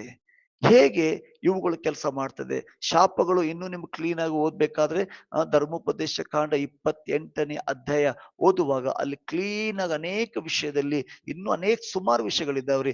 ಮೂರ್ತಿ ಪೂಜೆ ಮಾಡೋದ್ರಿಂದ ಬರುವಂತ ಶಾಪಗಳು, ಒಬ್ಬ ವ್ಯಕ್ತಿ ನಿಜವಾದ ದೇವರನ್ನು ಬಿಟ್ಟು ಸುಳ್ಳಾದ ದೇವರನ್ನ ಆರಾಧನೆ ಮಾಡುವಾಗ ಅದ್ರ ಎಲ್ಲ ಏನೆಲ್ಲ ಸ್ಪಿರಿಟ್ ನಮ್ಮ ಲೈಫಲ್ಲಿ ಆಕ್ಟಿವೇಟ್ ಆಗಿರ್ತವೆ, ಆ ಹೆಣ್ಣು ದೇವರುಗಳನ್ನ ಆರಾಧನೆ ಮಾಡುವಾಗ, ಗಂಡು ದೇವರುಗಳನ್ನ ಆರಾಧನೆ ಮಾಡುವಾಗ ಅದರ ನೇಚರ್ ಏನು, ಅದರ ಸ್ವಭಾವ ಏನು, ಹೇಗೆ ನನ್ನನ್ನು ನಾವು ಇಫೆಕ್ಟ್ ಮಾಡ್ತವೆ, ಹೇಗೆ ನಮ್ಮ ಕ್ಯಾರೆಕ್ಟರ್ನ ಹಾಳು ಮಾಡ್ತವೆ, ಹೇಗೆ ನಮ್ಮ ಶರೀರವನ್ನು ನಾವು ಹಾಳು ಮಾಡ್ತವೆ, ನಮಗೆ ಗೊತ್ತೇ ಇಲ್ಲ. ನಾನು ಎಷ್ಟೋ ಜನರು ಇನ್ನೂ ನೋಡಿದ್ದೇನ್ರಿ, ಅವರು ಹಳೆ ಜೀವನ ಬಿಟ್ಟು ಬಂದಿದ್ದಾರೆ, ಬಟ್ ದುರಾತ್ಮಗಳು ಅವ್ರು ಬಿಟ್ಟು ಹೋಗಿಲ್ಲ, ಇನ್ನೂ ಅವ್ರನ್ನ ಪೀಡಿಸ್ತಾ ಇದ್ದೇವೆ, ಇನ್ನೂ ಅವ್ರಿಗೆ ನಿದ್ದೆ ಇಲ್ಲ, ಇನ್ನೂ ಜೀವನದಲ್ಲಿ ಸಂತೋಷ ಸಮಾಧಾನ ಕಾಣ್ತಾ ಇಲ್ಲ. ಯೇಸು ಸ್ವಾಮಿ ನಂಬುವಾಗ್ಲೂ ನಾನು ಅನೇಕ ಸಲ ದೇವ್ರ ಪ್ರಶ್ನೆ ಮಾಡಿದೆ, ಸ್ವಾಮಿ ನಿನ್ನ ನಂಬಿ ಬಂದಿದ್ದಾರೆ ಸ್ವಾಮಿ, ಅವ್ರಿಗೆ ಬಿಡುಗಡೆ ಆಗ್ಬೇಕಂತ ಹೇಳುವಾಗ ದೇವರು ಅನೇಕ ವಿಷಯಗಳನ್ನ, ಈ ಎಲ್ಲ ವಿಷಯಗಳನ್ನ ಪ್ರಕಟ ಮಾಡಕ್ ಸ್ಟಾರ್ಟ್ ಮಾಡಿದ್ರು. ಅವುಗಳು ಇನ್ನೂ ಅವ್ರ ಜೀವನದಲ್ಲಿ ಓಪನ್ ಡೋರ್ ಆಗಿದ್ದಾವೆ, ಅವುಗಳನ್ನ ಮುರಿದವ್ರು ಹಾಕಿಲ್ಲ. ಹಾಗಾಗಿ ಅವ್ರ ಜೀವನದಲ್ಲಿ ಅವ್ರ ಹೆಲ್ತ್ ಆಗಿರ್ಬೋದು, ಅವ್ರ ವೆಲ್ತ್ ಆಗಿರ್ಬೋದು, ಅವ್ರ ಲೈಫ್ ಆಗಿರ್ಬೋದು, ಕಂಫರ್ಟಬಲ್ ಆಗಿ ಅವ್ರು ಜೀವಿಸ್ಲಿಕ್ಕೆ ಆಗ್ತಾ ಇಲ್ಲ. ಇವುಗಳನ್ನು ಒಳಗಡೆ ಇಟ್ಕೊಂಡು ನಾವೇನ್ ಮಾಡ್ತಾ ಇದ್ದೇವೆ, ಹೊರಗಡೆಯಿಂದ ಇವುಗಳಿಗೆ ನಾವು ಏನೋ ಪ್ರಯತ್ನ ಪಟ್ಟು ಇವುಗಳನ್ನ ನಾವು ಸಾಧಿಸ್ಬೋದು ಎಂಬುದಾಗಿ ನಾವು ಪ್ರಾರ್ಥನೆ ಮಾಡ್ತಾ ಇದ್ದೇವೆ. ದೇವರ ಮಕ್ಕಳೇ, ನಿಮಗೊಂದು ಮಾತು ಹೇಳ್ತೇನೆ, ನಮಗೆ ಕೊಡಲ್ಪಟ್ಟಂತ ಜೀವನ, ಯೇಸು ಸ್ವಾಮಿ ನಮ್ಗೆ ಹೇಳಿದ್ದು, ಕೊಟ್ಟಂತ ಕೆಲಸ ಏನ್ರಿ? ಯೇಸು ಸ್ವಾಮಿ ಗೊತ್ತಾ? ನಿಮ್ಮ ನೆರೆಯವರನ್ನ ಪ್ರೀತಿ ಮಾಡ್ರಿ, ದೇವರನ್ನ ಆರಾಧನೆ ಮಾಡ್ರಿ.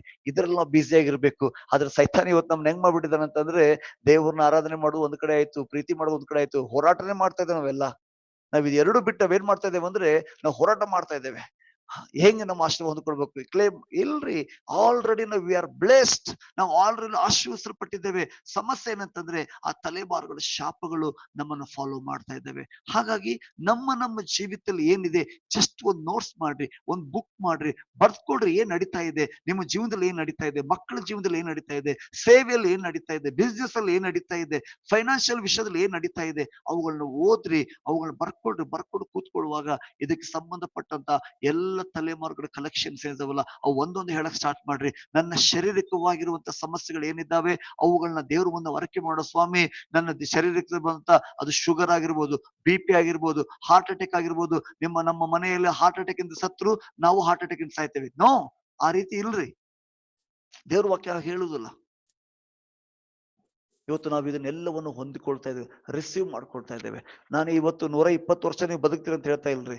ನೀವು 5 ವರ್ಷ ಬದುಕ್ಬೋದು, 50 ವರ್ಷ ಬದುಕ್ಬೋದು, ಆದ್ರೆ ದೇವರು ಕೊಟ್ಟಂತ ಆ ಜೀವನವನ್ನ ಪರಿಪೂರ್ಣವಾಗಿ ಜೀವಿಸಿ, ಕೊಡಲ್ಪಟ್ಟಂತ ಸೇವೆಯನ್ನು ಅದ್ಭುತವಾಗಿ ಮಾಡಿ, ನಮಗೆ ಕೊಡಲ್ಪಟ್ಟಂತ ಪ್ರೊಜೆಕ್ಟ್ ಅನ್ನ ನಾವು ಕ್ಲೋಸ್ ಮಾಡಿ, ನನಗೆ ನೇಮಕವಾದ ಓಟವನ್ನು ಓಡಿ ಕೊನೆಗಾಣಿಸಿದ್ದೇನೆ ಅನ್ನುವುದೇ ನಿನ್ನ ಆಶೀರ್ವಾದ ಜೀವಿತವಾಗಿದೆ.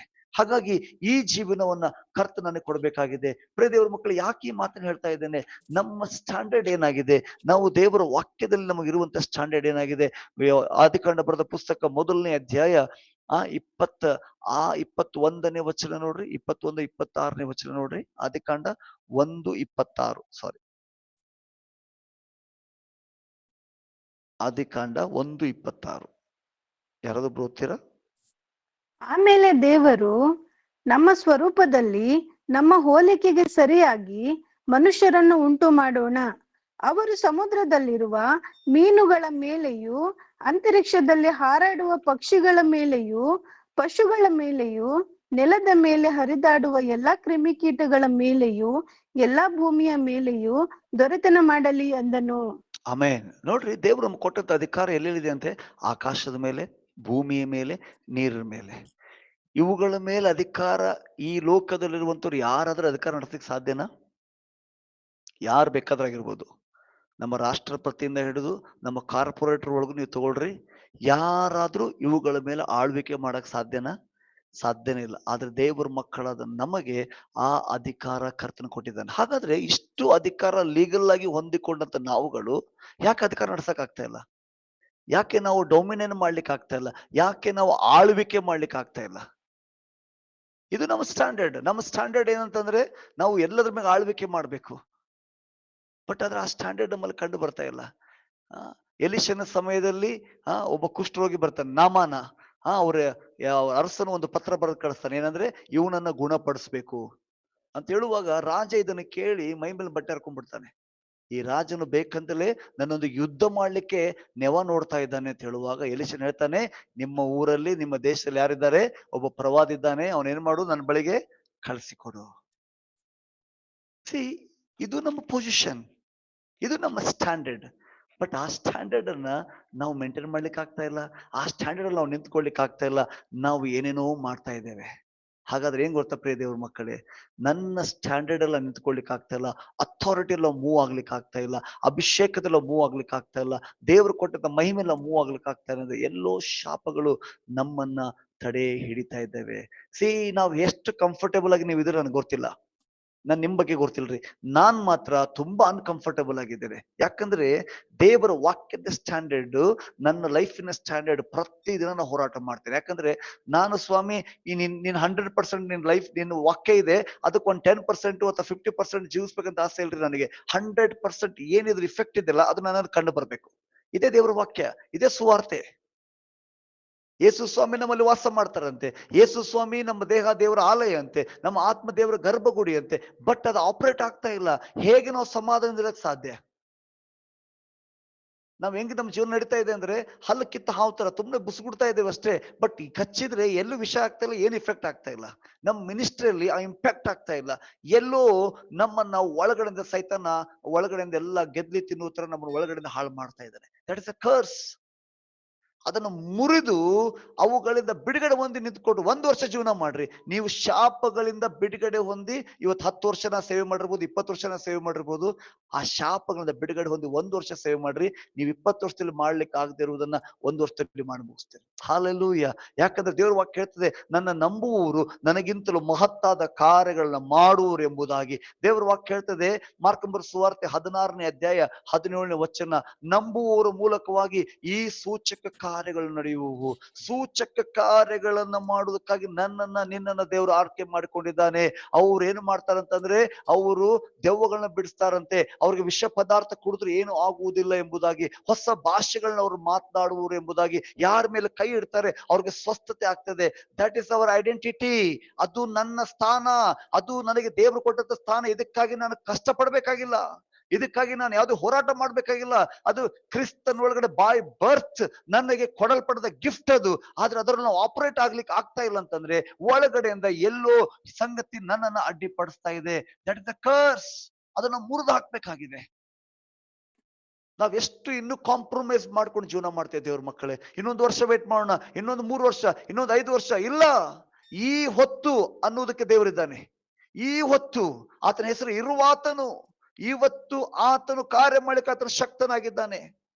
ನಿನ್ನೆ ಇದ್ದಂತೆ ಇವತ್ತು ನಾಳೆ ಏಕ ರೀತಿಯಲ್ಲಿ ಇರುವಂತ ದೇವರಾಗಿದ್ದಾನೆ. ಇವತ್ತು ನನ್ನ ಜೀವನದಲ್ಲಿ ದೇವರ ಆತ್ಮನು ಯಾವ ಮಟ್ಟದಲ್ಲಿ ಚಲಿಸ್ಬೇಕಾಗಿತ್ತು ಆ ಮಟ್ಟದಲ್ಲಿ ಚಲಿಸ್ತಾ ಇದ್ದಾರಾ? ಆದಿ ಅಪೊಸ್ತಲರ ಜೀವಿತ ನೋಡ್ತೇವೆ. ಅವ್ರು ನಡ್ಕೊಂಡು ಹೋದ್ರೆ ಅವ್ರ ನರಳಲ್ಲಿ ಜನ ಗುಣ ಆಗ್ತಾ ಇದ್ರು. ಇವತ್ತು ನಾವು ತಲೆ ಮೇಲೆ ಕೈ ಇಟ್ಟು ಅವ್ರ ತಲೆ ಕೂದ್ದು ಹೋಗ್ತಾ ಇದೆ, ದೆವ್ವ ಬಿಡುಗಡೆ ಹೋಗ್ತಾ ಇಲ್ಲ. ನಾವೇನೋ ಟ್ರೈ ಮಾಡ್ತಾ ಇದ್ದೇವೆ, ಏನೋ ಪ್ರಯಾಸ ಪಡ್ತಾ ಇದ್ದೇವೆ, ಹೇಗೋ ಪ್ರಯಾಸ ಪಟ್ಟು ಏನೋ ಮಾಡ್ಲಿಕ್ಕೆ ಟ್ರೈ ಮಾಡ್ತಾ ಇದ್ದೇವೆ. ದೇವ್ರ ಮಗುವೆ, ನೀನು ಬರ್ತಾ ಇದ್ದೀನಿ. ಕೆಲವೊಂದು ಟೆಸ್ಟ್ ಮನ್ನ ಕೇಳಿದ್ದೇನೆ, ಸೇವಕರು ಇನ್ನು ದೂರ ಇದ್ದಾರೆ, ಪ್ರಾರ್ಥನೆ ಮಾಡಿಸ್ಕೊಳ್ಬೇಕಾದ. ದೆವ್ವ ಹೇಳ್ತದೆ, ಅಲ್ಲಿ ಸೇವಕ ಬರ್ತಾ ಇದ್ದಾನೆ, ನನಗೆ ಇರಕ್ಕಾಗಲ್ಲ, ಬಿಟ್ಟು ಹೋಗ್ತೇನೆ ಎಂಬುದಾಗಿ. ಯಾಕೆ ಆ ಅಭಿಷೇಕ ಈಗ ನಮ್ಮಲ್ಲಿ ಕೆಲಸ ಮಾಡ್ತಾ ಇಲ್ಲ? ಯಾಕೆ ಆ ಮಹಿಮೆ, ಆ ಸಾಮರ್ಥ್ಯ ನನ್ನಲ್ಲಿ ಯಾಕೆ ಕೆಲಸ ಮಾಡ್ತಾ ಇಲ್ಲ? ಒಳಗಡೆ ಎಲ್ಲೋ ನಾವು ಸಿಕ್ಕಾಕೊಂಡಿದ್ದೇವೆ. ಈ ದಿನ ಜುರೇತಿನ ಯೇಸು ನಾಮದಲ್ಲಿ ಅವುಗಳನ್ನ ಮುರಿದು ಹಾಕೋಣ. ಪ್ರಿಯ ದೇವರ ಮಗುವೆ, ಇವತ್ತಿನ ಈ ಅಸಹಾಯಕ ಸ್ಥಿತಿಯಲ್ಲಿ ಅಯ್ಯೋ ನನ್ಗೆ ಯಾರು ಪ್ರಾರ್ಥನೆ ಮಾಡೋರು ಇದ್ದಾರಾ, ಯಾರಾದ್ರೂ ಸಹಾಯ ಮಾಡೋರು ಇದ್ದಾರಾ, ಯಾರಾದ್ರೂ ಬಿಡುಗಡೆ ಹೇಳೋರು ಇದ್ದಾರಾ, ಯಾರಾದ್ರೂ ಪ್ರವಾದನೆ ಮಾಡುವಂತವ್ರು ಇದ್ದಾರಾ, ಯಾರಾದ್ರೂ ನಮ್ಮ ಬಗ್ಗೆ ಮುಂದೆ ಆಗುವಂತ ವಿಷಯವನ್ನು ಪ್ರಕಟ ಮಾಡುವಂತವ್ರು ಇದ್ದಾರೆ? ಇಲ್ಲ, ನೀನೇ ಲೋಕಕ್ಕೆ ಬೆಳಕಾಗಿದ್ದಿ, ನೀನೇ ಭೂಮಿಗೆ ಉಪ್ಪಾಗಿದ್ದಿ. ಇನ್ಯಾರ ಸಹಾಯಕ್ಕಾಗಿ ನೀ ಎದುರು ನೋಡುವಂತ ವ್ಯಕ್ತಿ ಅಲ್ಲ, ನೀನು ಸಾವಿರಾರು ಜನರಿಗೆ ಸಹಾಯ ಮಾಡೋದಕ್ಕಾಗಿ ಇಡಲ್ಪಟ್ಟಿದ್ದಿ. ಇವತ್ತು ನಮ್ಮ ಸ್ಥಿತಿ ಎಲ್ಲಿಗೆ ಬಂದಿದೆ ಅಂತಂದ್ರೆ, ಯೇಸು ಸ್ವಾಮಿ ಇದ್ದಾರೆ, ಪವಿತ್ರಾತ್ಮ ದೇವರಿದ್ದಾರೆ, ದೇವರ ವಾಕ್ಯ ಇದ್ರು ಸಹ ವಿ ಆರ್ ಹೆಲ್ಪ್ಲೆಸ್. ಕೆಲವೊಂದು ವಿಷಯಗಳು ನಮ್ಗೆ ಕಮ್ಯುನಿಕೇಟ್ ಆಗ್ತಾ ಇಲ್ಲ, ಬ್ಲಾಕ್ ಆಗಿದೆ. ಸೈತಾನ ಕೆಲವು ಸಲ ಮೈಂಡ್ ಅನ್ನು ಬ್ಲಾಕ್ ಮಾಡ್ತಾನೆ, ಕೆಲವು ಸಲ ನಮ್ಮ ಕಣ್ಣುಗಳನ್ನು ಬ್ಲಾಕ್ ಮಾಡ್ತಾನೆ, ಕೆಲವು ಸಲ ನಮ್ಮ ಕಿವಿಗಳು ಬ್ಲಾಕ್ ಆಗ್ತದೆ, ಕೆಲವು ಸಲ ಹೃದಯ ಬ್ಲಾಕ್ ಆಗ್ತಾ ಇದೆ. ಯಾಕಂದ್ರೆ ಟ್ರಂಪ್ ಕಾರ್ಡ್ ಅವನ ಕೈಲಿದೆ. ಇವತ್ತು ಆ ಕಾರ್ಡ್ ಅನ್ನು ಏಸು ನಾಮದಲ್ಲಿ ಮುರ್ಲಿಕ್ಕಿದ್ದೇವೆ.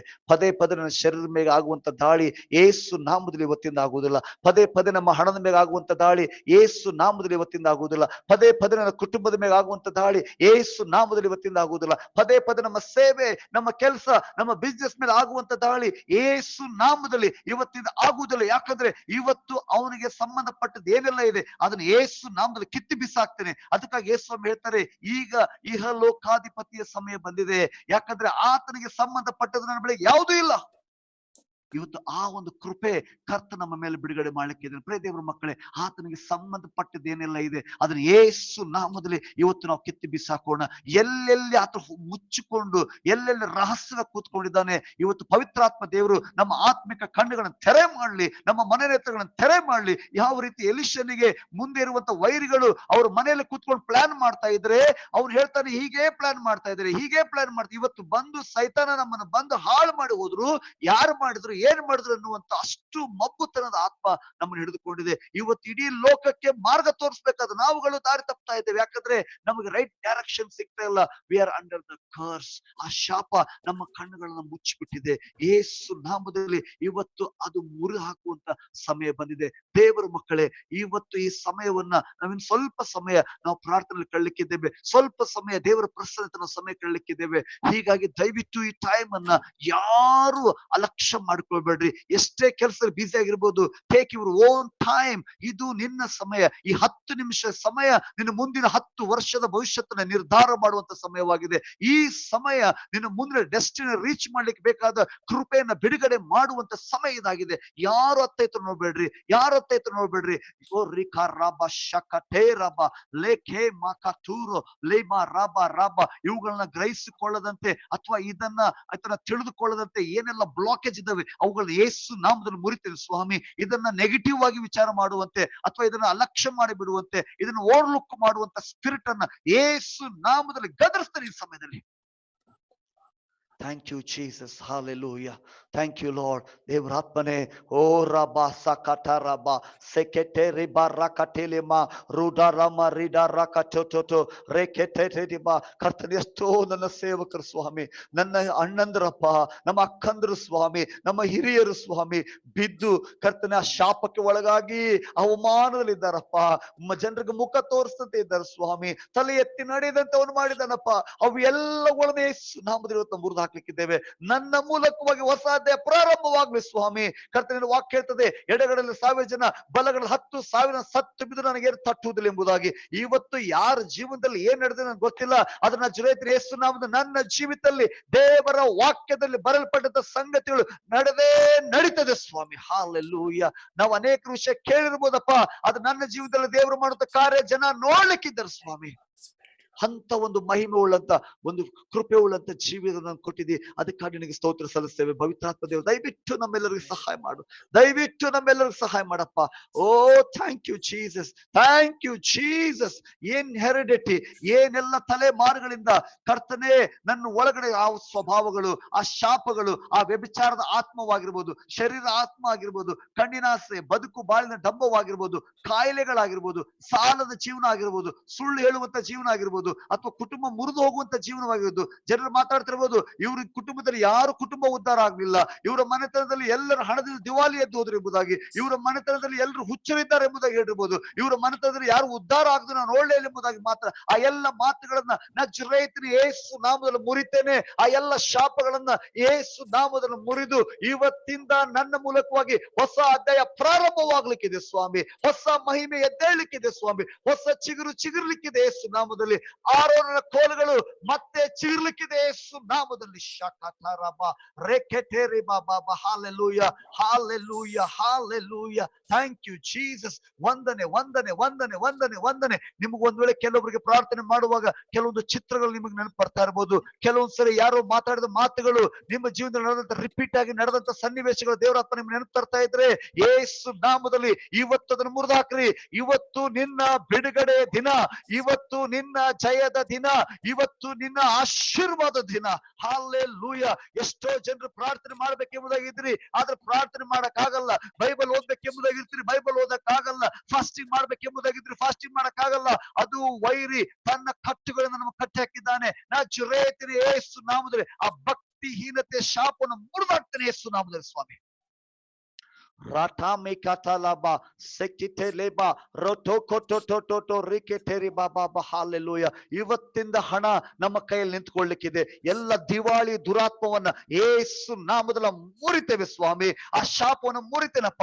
ಇವತ್ತಿನ ಕೈ ಹಾಕುವಂತ ಕೆಲಸ ಆಶೀರ್ವಾದವಾಗ್ಲಿಕ್ಕಿದೆ. ಜನ ನನ್ನ ಬಗ್ಗೆ ಅರಿಷ್ಟ ಎಂಬುದಾಗಿ ಹೇಳ್ತಿರ್ಬೋದು ಸ್ವಾಮಿ. ಅಯ್ಯೋ, ನೀನ್ ಇದ್ಬಿಟ್ರೆ ಕೆಲಸ ಆಗಲ್ಲ, ನಿನ್ನ ಮುಖ ನೋಡ್ರೆ ಕೆಲಸ ಆಗಲ್ಲ.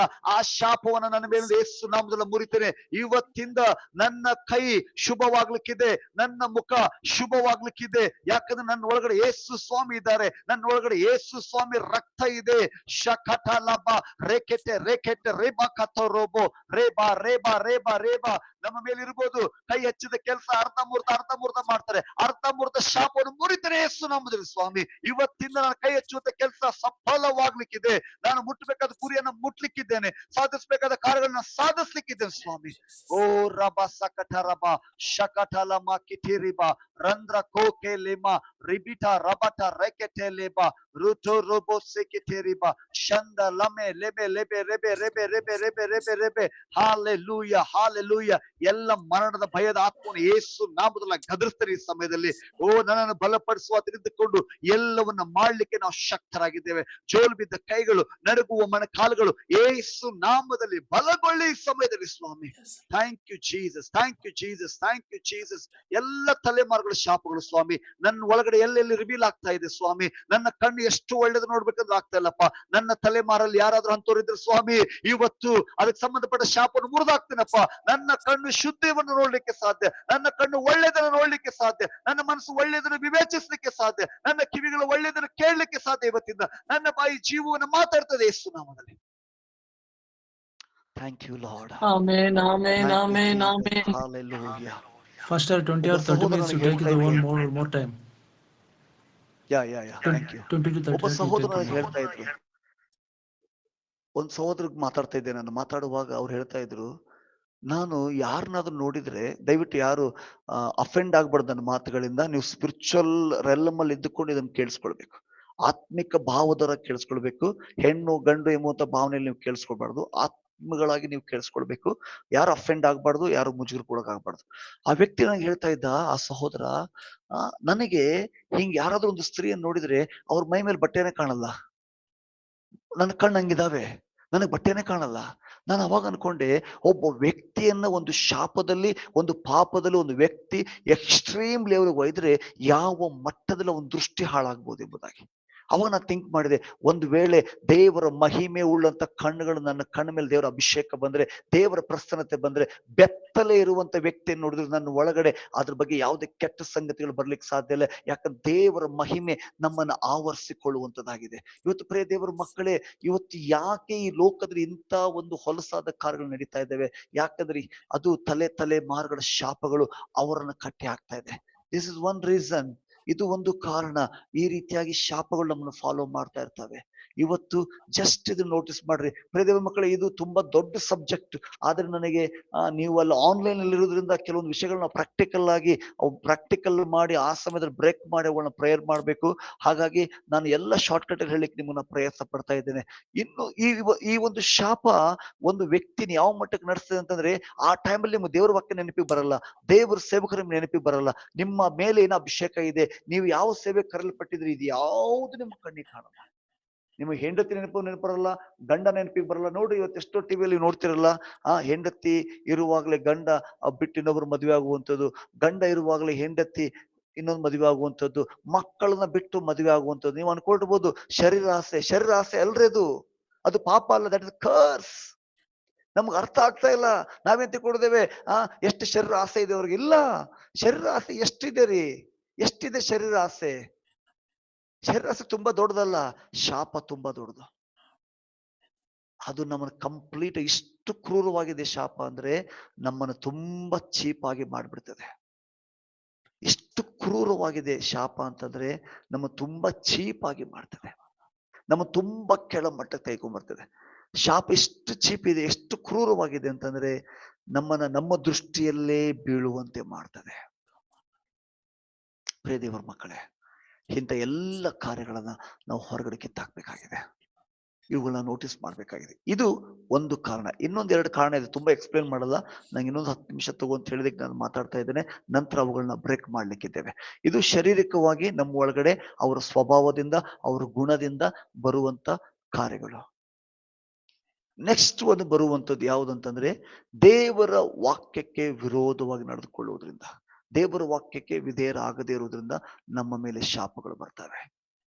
ತುಂಬಾ ಎಚ್ಚರಿಕೆಯಿಂದ ಇರ್ಬೇಕ್ರಿ. ದೇವರ ವಾಕ್ಯ ಏನ್ ಹೇಳ್ತದೆ ಅದನ್ನ ಬಿಟ್ಟು, ಅದಕ್ಕಾಗಿ ದೇವರ ವಾಕ್ಯ ಹೇಳ್ತದೆ, ದೇವರ ವಾಕ್ಯವನ್ನು ಕೇಳಿ ಅದರಂತೆ ನಡೆಯುವವನು ಬಂಡೆ ಮೇಲೆ ಕಟ್ಟಿದಂತ ಮನೆ ಇರ್ತಾನೆ, ದೇವರ ವಾಕ್ಯವನ್ನು ಕೇಳಿ ಅದರಂತೆ ನಡೆಯದೇ ಇರುವಂತವನು ಉಸುಗಿನ ಮೇಲೆ ಕಟ್ಟಿದಂತ ಮನೆ. ಅವನು ಎಂದಿಗೂ ಎಸ್ಟಾಬ್ಲಿಷ್ ಆಗಕ್ಕಾಗಲ್ಲ. ಅವ್ರು ಎಂದಿಗೂ ಎಸ್ಟಾಬ್ಲಿಷ್ ಆಗಕ್ಕಾಗಲ್ರಿ. ಎಲ್ಲೂ ಅವ್ರ ಮೇಲೆ ಹೇಳಕ್ಕಾಗಲ್ಲ. ಅವ್ರು ದೇವ್ರ ನಾಮದಲ್ಲೇ ಮಾಡ್ಬೋದು, ದೇವ್ರಿಗೋಸ್ಕರಂತೆ ಮಾಡ್ಬೋದು, ದೇವರ ಮಹಿಮೆಗಾಗಿ ಮಾಡ್ಬೋದು. ಆ ವ್ಯಕ್ತಿ ದೇವರ ವಾಕ್ಯವನ್ನು ಕೇಳದೆ ಇರುವುದರಿಂದ, ಅಥವಾ ದೇವರ ವಾಕ್ಯಕ್ಕೆ ಬೆಲೆ ಕೊಡದೆ ಇರುವುದರಿಂದ, ದೇವರ ವಾಕ್ಯಕ್ಕೆ ವಿಧೇಯನಾಗದೇ ಇರುವುದರಿಂದ ಅವನ ಜೀವನ ಎಸ್ಟಾಬ್ಲಿಷ್ ಆಗಲ್ಲ. ಅವ್ರು ಎಂದಿಗೂ ಕಟ್ಟಲ್ಪಡಲ್ಲ. ಇವತ್ತು ನಾವು ದೇವರ ವಾಕ್ಯವನ್ನ, ಅದಕ್ಕಾಗಿ ನಮಗೆ ದೇವರ ವಾಕ್ಯ ತುಂಬಾ ಸಿಗ್ತಾ ಇದೆ. ತುಂಬಾ ಜನ ತುಂಬಾ ಬ್ಯುಸಿ ಆಗಿದ್ದಾರೆ ದೇವರ ವಾಕ್ಯ ಕೇಳೋದಲ್ಲಿ. ಆದ್ರೆ ದೇವರ ಮಕ್ಕಳೇ, ದೇವರ ವಾಕ್ಯವನ್ನ ಪ್ರಾಕ್ಟೀಸ್ ಮಾಡೋದ್ರಲ್ಲಿ ನಾವು ಬ್ಯುಸಿ ಆಗ್ಬೇಕು. ಇವತ್ತು ನಮ್ಮ ಪ್ರಾಬ್ಲಮ್ ಏನಾಗ್ತದೆ ಗೊತ್ತಾ? ಬೆಳಿಗ್ಗೆ ಒಂದು ಮೀಟಿಂಗು, ಮಧ್ಯಾಹ್ನ ಒಂದು ಮೀಟಿಂಗು, ಸಾಯಂಕಾಲ ಒಂದು ಮೀಟಿಂಗು, ರಾತ್ರಿ ಒಂದು ಮೀಟಿಂಗು, ರಾತ್ರಿ ಮಲ್ಕುವಾಗ ಯಾವ ಮೀಟಿಂಗ್ ಅಲ್ಲಿ ಏನು ಕೇಳಿದ್ರು ಅಂತ ಗೊತ್ತಾಗಲ್ಲ. ಇನ್ನು ಅದರಲ್ಲಿ ಕೈಗೊಂಡು ನಡೆದು ಯಾವುದು, ನೆನಪಿಟ್ಕೊಳ್ಳೋದು ಯಾವುದು, ಯಾವ್ದನ್ನ ಪ್ರಾಕ್ಟೀಸ್ ಮಾಡುದು. ಇವತ್ತು ನಾವೇನ್ ಮಾಡ್ತಾ ಇದ್ದೇವೆ ಅಂದ್ರೆ ಇದು ಒಂದು ಟ್ರೆಂಡ್ ಆಗ್ಬಿಟ್ಟಿದೆ. ಈಗ ನಾವು ಟ್ರೆಂಡ್ ಅಲ್ಲಿ ಹೋಗ್ತಾ ಇದ್ದೇವೆ. ನಾ ಇದೀಗ ಗ್ರೂಪಿಗೆ ಜಾಯ್ನ್ ಆಗ್ತೇನೆ, ಈ ಗ್ರೂಪಿಗೆ ಜಾಯ್ನ್ ಆಗ್ತೇನೆ, ಇವ್ರ ವಾಕ್ಯ ಕೇಳಿಸ್ಕೊಂಡ. ಇದರಿಂದ ಪರಲೋಕ ನಮಗೆ ಸಿಗಲ್ಲ. ಎಷ್ಟು ವಾಕ್ಯ ನಾವು ಪ್ರಾಕ್ಟೀಸ್ ಮಾಡ್ತಾ ಇದ್ದೇವೆ, ಎಷ್ಟು ವಾಕ್ಯಕ್ಕೆ ನಾನು ವಿಧೇಯನ ಆಗ್ತಾ ಇದ್ದೇನೆ, ಎಷ್ಟು ವಾಕ್ಯ ನನ್ನ ಜೀವನ ಅಳವಡಿಸಿಕೊಳ್ತದೆ. That is very important. ಅದು ಬಹಳ ಪ್ರಾಮುಖ್ಯವಾಗಿದ್ದು. ಈ ವಿಷಯದಲ್ಲಿ ನಾವು ಜಾಗೃತಿಯನ್ನು ವಹಿಸಬೇಕಾಗಿದೆ. ಮೂರನೇದಾಗಿ ನಮ್ಮ ಮೇಲೆ ಬರುವಂತ ಶಾಪ, ನಾ ಬೇಗ ಹೇಳ್ತೇನೆ. ಮೂರನೇದಾಗಿ ನಮ್ಮ ಮೇಲೆ ಬರುವಂತ ಶಾಪ, ತಂದೆ ತಾಯಿಗಳು ಇಂದ, ಅವ್ರ ಬಾಯಿಂದ ನಮ್ಗೇನಾದ್ರು ಮಾತಾಡ್ತಾರಲ್ಲ, ಆ ಶಾಪ ನಮ್ಮ ಮೇಲೆ ಬರ್ತದೆ. ಹೀಗಾಗಿ ತಂದೆ ತಾಯಿಗಳೇ, ನಿಮ್ಮ ಮಕ್ಕಳ ಮೇಲೆ ಏನಾದ್ರು ಮಾತಾಡುವಾಗ ಬಿ ಕೇರ್ಫುಲ್. ಅವ್ರು ನಮ್ಮ ಕೋಪ ಎಬ್ಬಿಸ್ತಾರೆ. ಅವ್ರ ಮೇಲೆ ನಾವು ಮಾತಾಡಬಾರ್ದನ್ನೆಲ್ಲ ಮಾತಾಡುವಂಗೆ ಮಾಡ್ತಾರೆ ನಮ್ಮನವ್ರು.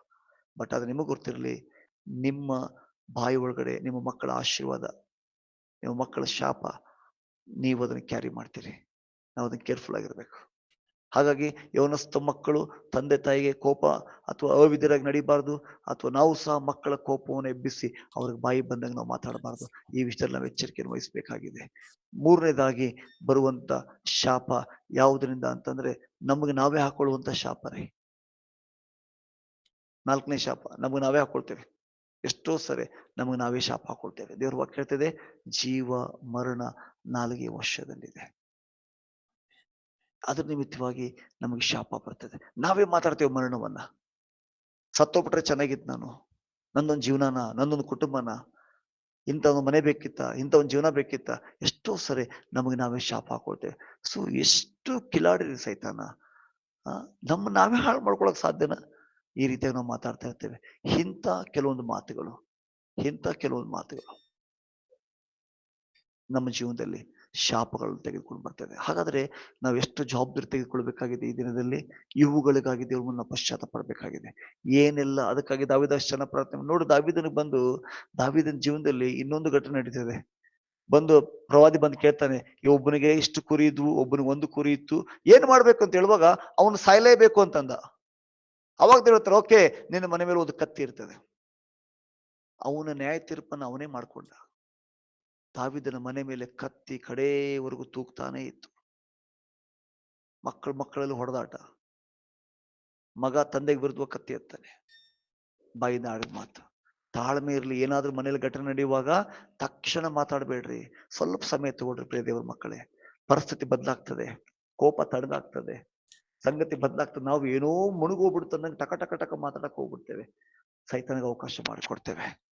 ಹಾಗಾದ್ರೆ ಶಾಪ ಹೇಗಾಗ್ತದೆ ನಮ್ಮ ಜೀವಿತದಲ್ಲಿ? ನಾವು ಮಾಡೋದ್ರ ಮೂಲಕವಾಗಿ ನಾವೇನೆಲ್ಲ ಪಾಪ ಮಾಡ. ಹಾಗೆ ನೀವು ಹೇಳ್ಬೋದು, ಈಗ ನಾ ಎಲ್ಲ ಶಾಪ ಮುರಿದ್ಬಿಡ್ತೇನೆ, ಇವತ್ತೆಲ್ಲ ಪ್ರೇಯರ್ ಮಾಡಿ ಶಾಪ ಮುಗಿತೇನೆ, ಇನ್ಮೇಲೆ ನಮ್ಮ ಮೇಲೆ ಶಾಪ ಬರಲ್ವಾ?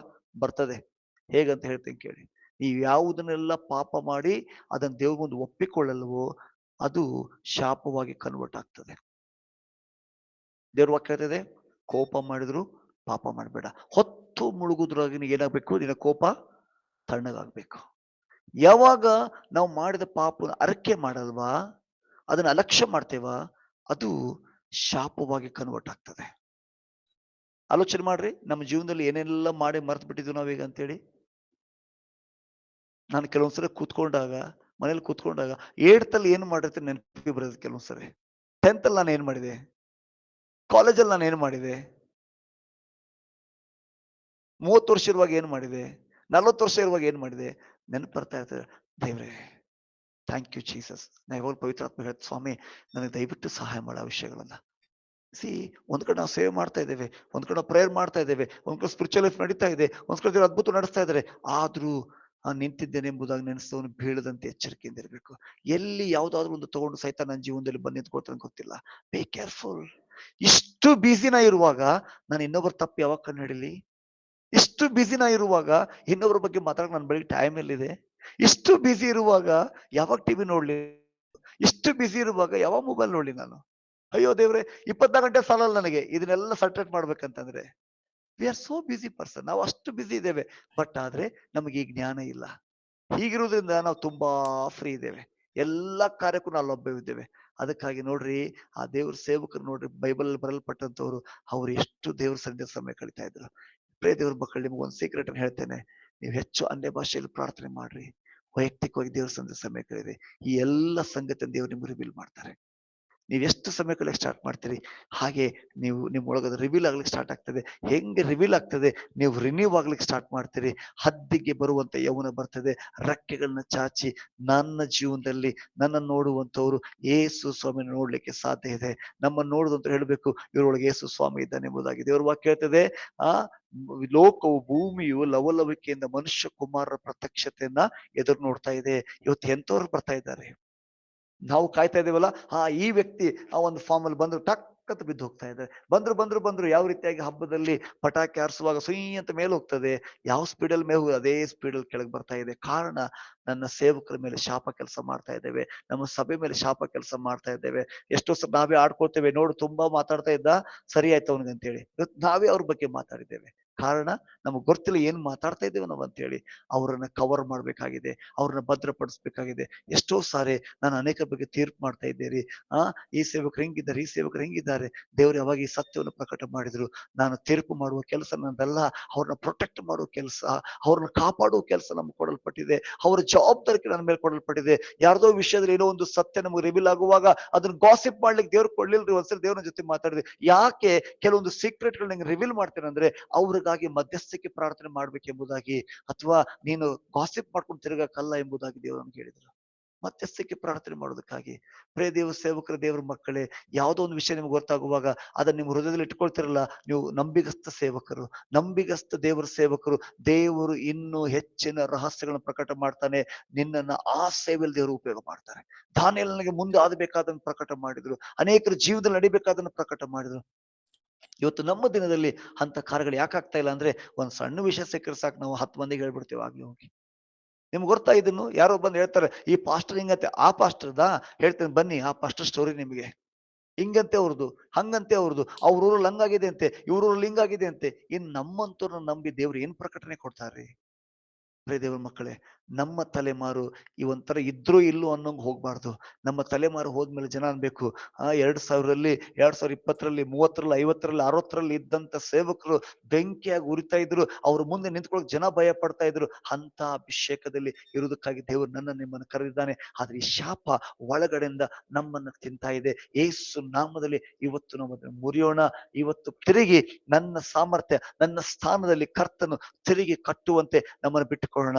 ನನ್ನ ಸ್ಥಾನ ಅದಾಗಿದೆ, ನನ್ನ ಮಹಿಮೆ ಅದಾಗಿದೆ. ಅಂತ ಮಹಿಮೆಗೆ ನಮ್ಮನ್ನ ಬಿಟ್ಟುಕೊಡೋಣ, ನಮ್ಮನ್ನ ಒಪ್ಪಿಸಿಕೊಡೋಣ. ನಾವಿರುವಂತ ಸ್ಥಳದಲ್ಲಿ ಯಾರಿಗೆಲ್ಲ ಸಾಧ್ಯವಾಗ್ತದೋ ನಾವು ಮೊಣಕಾಲ ಮೇಲೆ ಕೂತ್ಕೊಳ್ಳೋಣ, ಒಂದು ವೇಳೆ ನಿಂತ್ಕೊಳ್ಬೇಕನ್ಸ ನಿಂತ್ಕೊಳ್ಳೋಣ. ದಿಸ್ ಇಸ್ ಯುವರ್ ಟೈಮ್, ಇದು ನಿಮ್ಮ ಸಮಯ.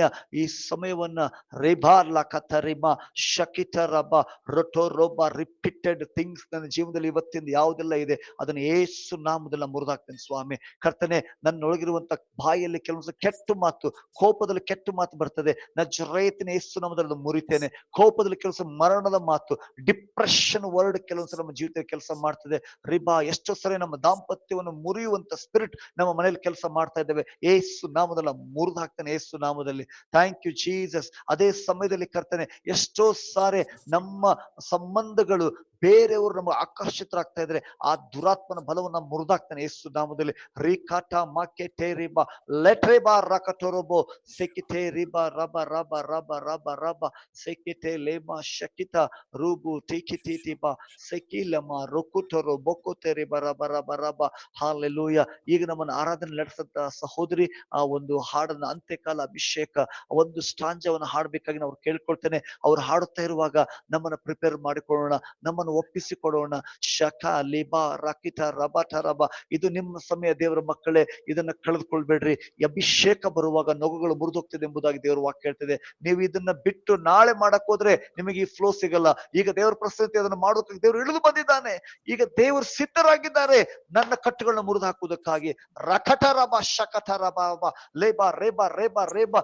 ಮಿನಿಸ್ಟ್ರಿಗಳು ಓಪನ್ ಆಗುವುದನ್ನು ನೋಡ್ತಾ ಇದ್ದೇನೆ, ಸೇವೆಗಳು ಓಪನ್ ಆಗುವುದನ್ನು ನೋಡ್ತಾ ಇದ್ದೇನೆ. ಶಕೀಲಮ್ಮ ರೇಖಿಟ ಟಟ ಸಿಕ್ಕಿ ಎಲ್ಲರೂ ಮ್ಯೂಟ್ ಮಾಡಿಕೊಂಡು ನಾವು ಪ್ರಾರ್ಥನೆ ಮಾಡ್ತಾ ಇರೋಣ. ಪ್ರೇ ಸಹೋದರಿ, ನಮ್ಮನ್ನ ಈ ಹಾಡಲ್ಲಿ ನಡೆಸಬೇಕಾಗಿ ನಾನು ಕೇಳ್ಕೊಳ್ತೇನೆ. ಹಲ್ಲೆಲೂಯಾ. ಸ್ತೋತ್ರಪ್ಪ, ಸ್ತೋತ್ರ ಸ್ವಾಮಿ.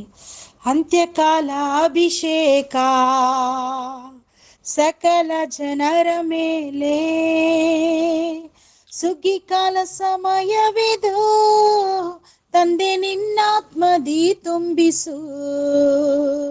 ಅಂತ್ಯಕಾಲ ಅಭಿಷೇಕ ಸಕಲ ಜನರ ಮೇಲೆ, ಸುಗ್ಗಿಕಾಲ ಸಮಯವಿದು, ತಂದೆ ನಿನ್ನಾತ್ಮದಿ ತುಂಬಿಸು. ಬೆಂಕಿಯಾಗಿ ಇಳಿಯಲಯ, ಅಗ್ನಿ ಜ್ವಾಲೆಯಾಗಿ ಉರಿಯಲಯ, ಬಿರುಗಾಳಿಯಾಗಿ ಬೀಸಾಲಯ, ಆತ್ಮ ನದಿಯಲ್ಲಿ ಮುಳುಗಿಸಯ. ಬೆಂಕಿಯಾಗಿ ಇಳಿಯಲಯ, ಅಗ್ನಿ ಜ್ವಾಲೆಯಾಗಿ ಉರಿಯಲಯ, ಬಿರುಗಾಳಿಯಾಗಿ ಬೀಸಾಲಯ, ಆತ್ಮ ನದಿಯಲ್ಲಿ ಮುಳುಗಿಸಯ. ಅಂತ್ಯಕಾಲ ಅಭಿಷೇಕ ಸಕಲ ಜನರ ಮೇಲೆ, ಸುಗ್ಗಿಕಾಲ ಸಮಯವಿದು, ತಂದೆ ನಿನ್ನಾತ್ಮದಿ ತುಂಬಿಸು. ಒಣಗಿದ ಎಲುಬಿನ ತಗ್ಗಿನಲ್ಲಿ ಒಂದು ಸೈನ್ಯವನ ಕಾಣುವೆ, ಆಹಾಬ ನಡುಗುವಂತೆ ಅಗ್ನಿ ಮಳೆಯಾಗಿ ಸುರಿಯಲಯ. ಒಣಗಿದ ಎಲುಬಿನ ತಗ್ಗಿನಲ್ಲಿ ಒಂದು ಸೈನ್ಯವನ ಕಾಣುವೆ, ಜೀವವ ತುಂಬಿಸಯ ನಿನ್ನ ಆತ್ಮದಿ ಪ್ರವರ್ಧಿಸಲು. ಬೆಂಕಿಯಾಗಿ ಇಳಿಯಲಯ, ಅಗ್ನಿ ಜ್ವಾಲೆಯಾಗಿ ಉರಿಯಲಯ, ಬಿರುಗಾಳಿಯಾಗಿ ಬೀಸಾಲಯ, ಆತ್ಮ ನದಿಯಲ್ಲಿ ಮುಳುಗಿಸಯ. ಬೆಂಕಿಯಾಗಿ ಇಳಿಯಲಯ, ಅಗ್ನಿ ಜ್ವಾಲೆಯಾಗಿ ಉರಿಯಲಯ, ಬಿರುಗಾಳಿಯಾಗಿ ಬೀಸಾಲಯ, ಆತ್ಮ ನದಿಯಲ್ಲಿ ಮುಳುಗಿಸಯ. Thank you Jesus. ಹಾಲೆಲೂಯ. ಈ 4 ತಲೆಮಾರುಗಳ ಶಾಪಗಳು ಹೇಗೆ ಕೆಲಸ ಮಾಡ್ತಾ ಬಂದ್ರೆ, ಈಗ ಜಸ್ಟ್ ಥಿಂಕ್ ಮಾಡ್ರಿ. ಹಾಗೆ ಈಗ ನನ್ನ ತಂದೆ ತಾಯಿಗಳು 4 ತಲೆಮಾರುಗಳು, ನನ್ನ ತಾಯಿ 4 ತಲೆಮಾರು, ನನ್ನ ತಂದೆ 4 ತಲೆಮಾರುಗಳು, ಮದುವೆ ಆಗಿದ್ರೆ ನನ್ನ ಹೆಂಡತಿ ತಂದೆ ತಾಯಿ 4 ತಲೆಮಾರುಗಳು. ಹೀಗೆ ಇದು ಬೆಳೀತಾ ಹೋಗ್ತದೆ. ಇವತ್ತು ನಾವು ಒಂದು ಬಲವಾದ ಅರಿಕೆ ಮಾಡಿಕೊಳ್ಳೋಣ. ಯಾರೆಲ್ಲ ನೀವು ಸಿಂಗಲ್ ಆಗಿದ್ದೀರಿ, ನೀವು ಹೇಳ್ಬೋದು ನನ್ನಿಂದ 4 ತಲೆಮಾರುಗಳು, ಅಥವಾ ನಿಮ್ಗೆ ಹೆಂಡತಿ ಇದ್ರೆ ಗಂಡ ಇದ್ರೆ ಹೇಳೋಣ, ನನ್ನ ಗಂಡ ನನ್ನ ಹೆಂಡತಿ ಅವರಿಂದ ಬಂದಂತ 4 ತಲೆಮಾರುಗಳ ಶಾಪಗಳನ್ನ, ಅದು ರೋಗದ ರೀತಿಯಲ್ಲಿ, ಯಾರಿಗೆಲ್ಲ ರೋಗ ಇದೆ, ರೋಗದ ರೀತಿಯಲ್ಲಿ ನಿಮ್ಮನ್ನು ಪೀಡಿಸ್ತಾ ಇದ್ರೆ ಅವುಗಳನ್ನ ಮುರಿದಾಕೋಣ. ಅಥವಾ ಒಂದು ವೇಳೆ ಆ ವ್ಯಭಿಚಾರದ ಆತ್ಮ ನಮ್ಮ ಕುಟುಂಬದಲ್ಲಿರ್ಬೋದು, ಮರಣದ ಆತ್ಮ ನಮ್ಮ ಕುಟುಂಬದಲ್ಲಿರ್ಬೋದು, ಒಂದು ವೇಳೆ ನಮ್ಮ ಕುಟುಂಬದಲ್ಲಿ ಆ ಒಂದು ದಿವಾಳಿತನದ ಆತ್ಮ ನಮ್ಮ ಜೀವಿತದಲ್ಲಿ ಆ ಶಾಪ ನಮ್ಮಲ್ಲಿ ಕೆಲಸ ಮಾಡ್ತಾ ಇರ್ಬೋದು, ಅವೆಲ್ಲವನ್ನು ಯೇಸು ನಾಮದಲ್ಲಿ ನಾವಿವತ್ತು ಮುರಿದಾಕೋಣ. Thank you lord, hallelujah. ಎಲ್ಲರೆಲ್ಲರೂ ಪ್ರಾರ್ಥನೆ ಮಾಡಿ, ಏನೆಲ್ಲ ನಿಮ್ಮ ಜೀವಿತದಲ್ಲಿ ಇರಬಾರ್ದು, ಏನೆಲ್ಲ ಇದೆ ಅದನ್ನ ಯೇಸು ನಾಮದಲ್ಲಿ ಹೇಳ್ರಿ, ಸ್ವಾಮಿ ಇದು ನನ್ನ ಜೀವಿತದಲ್ಲಿ ಇರಬಾರ್ದಾಗಿತ್ತಪ್ಪ, ಇದನ್ನ ಯೇಸು ನಾಮದಲ್ಲಿ ಮುರಿದು ಹಾಕ್ತೇನೆ ಸ್ವಾಮಿ. ಇದು ಕರ್ತನ ನನ್ನ ತಲೆಮಾರುಗಳಿಗೆ ಅಲ್ಲಿಗೆ ಅದು ನಿಂತು ಹೋಗ್ಲಿ ಸ್ವಾಮಿ. ನನ್ನಿಂದ ಹೊಸ ಅಧ್ಯಾಯ ಪ್ರಾರಂಭವಾಗಲಿ. ನನ್ನ ಎಲ್ಲ ತಲೆಮಾರುಗಳ ಶಾಪಗಳನ್ನ ನಜರೇತಿನ ಯೇಸು ನಾಮದಲ್ಲಿ ಕರ್ತನ ಶಾರೀರಿಕವಾಗಿ, ಮಾನಸಿಕವಾಗಿ, ಆರ್ಥಿಕವಾಗಿ, ಭಾವನಾತ್ಮಕವಾಗಿ, ನನ್ನ ಕೆಲಸದಲ್ಲಿ, ನನ್ನ ದಾಂಪತ್ಯ ಜೀವಿತದಲ್ಲಿ, ನನ್ನ ಮಕ್ಕಳ ಜೀವಿತದಲ್ಲಿ, ಆತ್ಮಿಕ ಜೀವಿತದಲ್ಲಿ, ಜೀವಿತದಲ್ಲಿ ಏನೆಲ್ಲ ಶಾಪಗಳು ಫಾಲೋ ಮಾಡ್ತಾ ಇದ್ದಾವೆ, ನಜರೇತಿನ ಯೇಸು ನಾಮದಲ್ಲಿ ಮುರಿತೇನೆ ಸ್ವಾಮಿ. ಅದಕ್ಕೂ ನನಗೆ ಯಾವ ಸಂಬಂಧ ಇಲ್ಲ ಯೇಸು ನಾಮದಲ್ಲಿ. ನನ್ನಿಂದ ಹೊಸ ಅಧ್ಯಾಯ ಪ್ರಾರಂಭವಾಗಲಿ. ಯೇಸು ಕ್ರಿಸ್ತನ ರಕ್ತದ ಹೊಸ ಒಡಂಬಡಿಕೆ, ಯೇಸು ಕ್ರಿಸ್ತನ ವಾಕ್ಯದ ಹೊಸ ಒಡಂಬಡಿಕೆ, ಯೇಸು ಕ್ರಿಸ್ತನ ಜೀವದ ಆಶೀರ್ವಾದ ಹೊಸ ಒಡಂಬಡಿಕೆ. ಕರ್ತನೆ, ಈಗಿನಿಂದ ಜೀವಿಸುವ ನಾನಲ್ಲ, ಕ್ರಿಸ್ತನು ನನ್ನಲ್ಲಿ ಜೀವಿಸುವುದರಿಂದ ನನ್ನ ಮೂಲಕವಾಗಿ ಮುಂದಿನ 1000 ತಲೆಮಾರುವರೆಗೂ ಆಶೀರ್ವಾದ ಬಿಡುಗಡೆ ಮಾಡ್ತೇನಪ್ಪ. ನನ್ನ ಮನೆ ಉದ್ಧಾರವಾಗ್ತದೆ ಸ್ವಾಮಿ, ನನ್ನ ಮಕ್ಕಳು ಉದ್ಧಾರ ಆಗ್ತಾರಪ್ಪ, ನನ್ನ ಮೊಮ್ಮಕ್ಕಳು ಉದ್ಧಾರ ಆಗ್ತಾರೆ ಸ್ವಾಮಿ. ಮುಂದಿನ 1000 ತಲೆವರೆಗೂ ದೇವ್ರೆ ರಕ್ಷಣೆ ಹೀಗೇ ಒರಿಬೇಕಪ್ಪ. ಮುಂದೆ ಕರ್ತನ ಸುವಾರ್ತೆ ಹೀಗೇ ಸಾರಲ್ಪಡ್ಬೇಕಪ್ಪ. ದೇವರ ರಾಜ್ಯಕ್ಕಾಗಿ ನಾನು ಕುಟುಂಬ ಪ್ರತಿಷ್ಠೆ ಮಾಡಿಕೊಳ್ತೇವೆ ಯೇಸು ನಾಮದಲ್ಲಿ.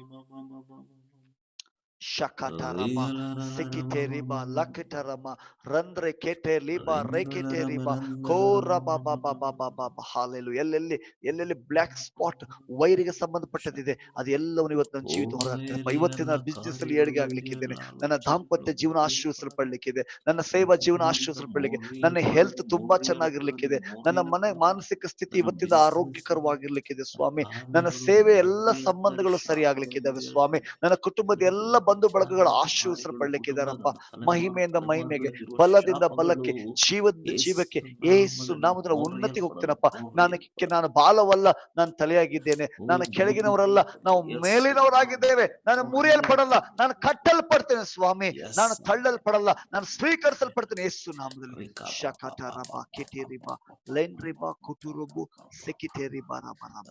ಎಲ್ಲ ಮಹಿಮೆ, ಎಲ್ಲ ಘನತೆ, ಗೌರವ ನಿನಗುಂಟಾಗ್ಲಿ. ಒಡೆಯನು ರಕ್ಷಕನಾಗಿರುವಂತ ನಜರೇತಿನ ಯೇಸು ಕ್ರಿಸ್ತನ ನಾಮದಲ್ಲಿ ಪ್ರಾರ್ಥನೆ ಕೇಳಿದ್ದೇವೆ, ಪರಲೋಕದ ನಮ್ಮ ತಂದೆ. ಆಮೇನ್, ಆಮೇನ್. Amen. May God bless you.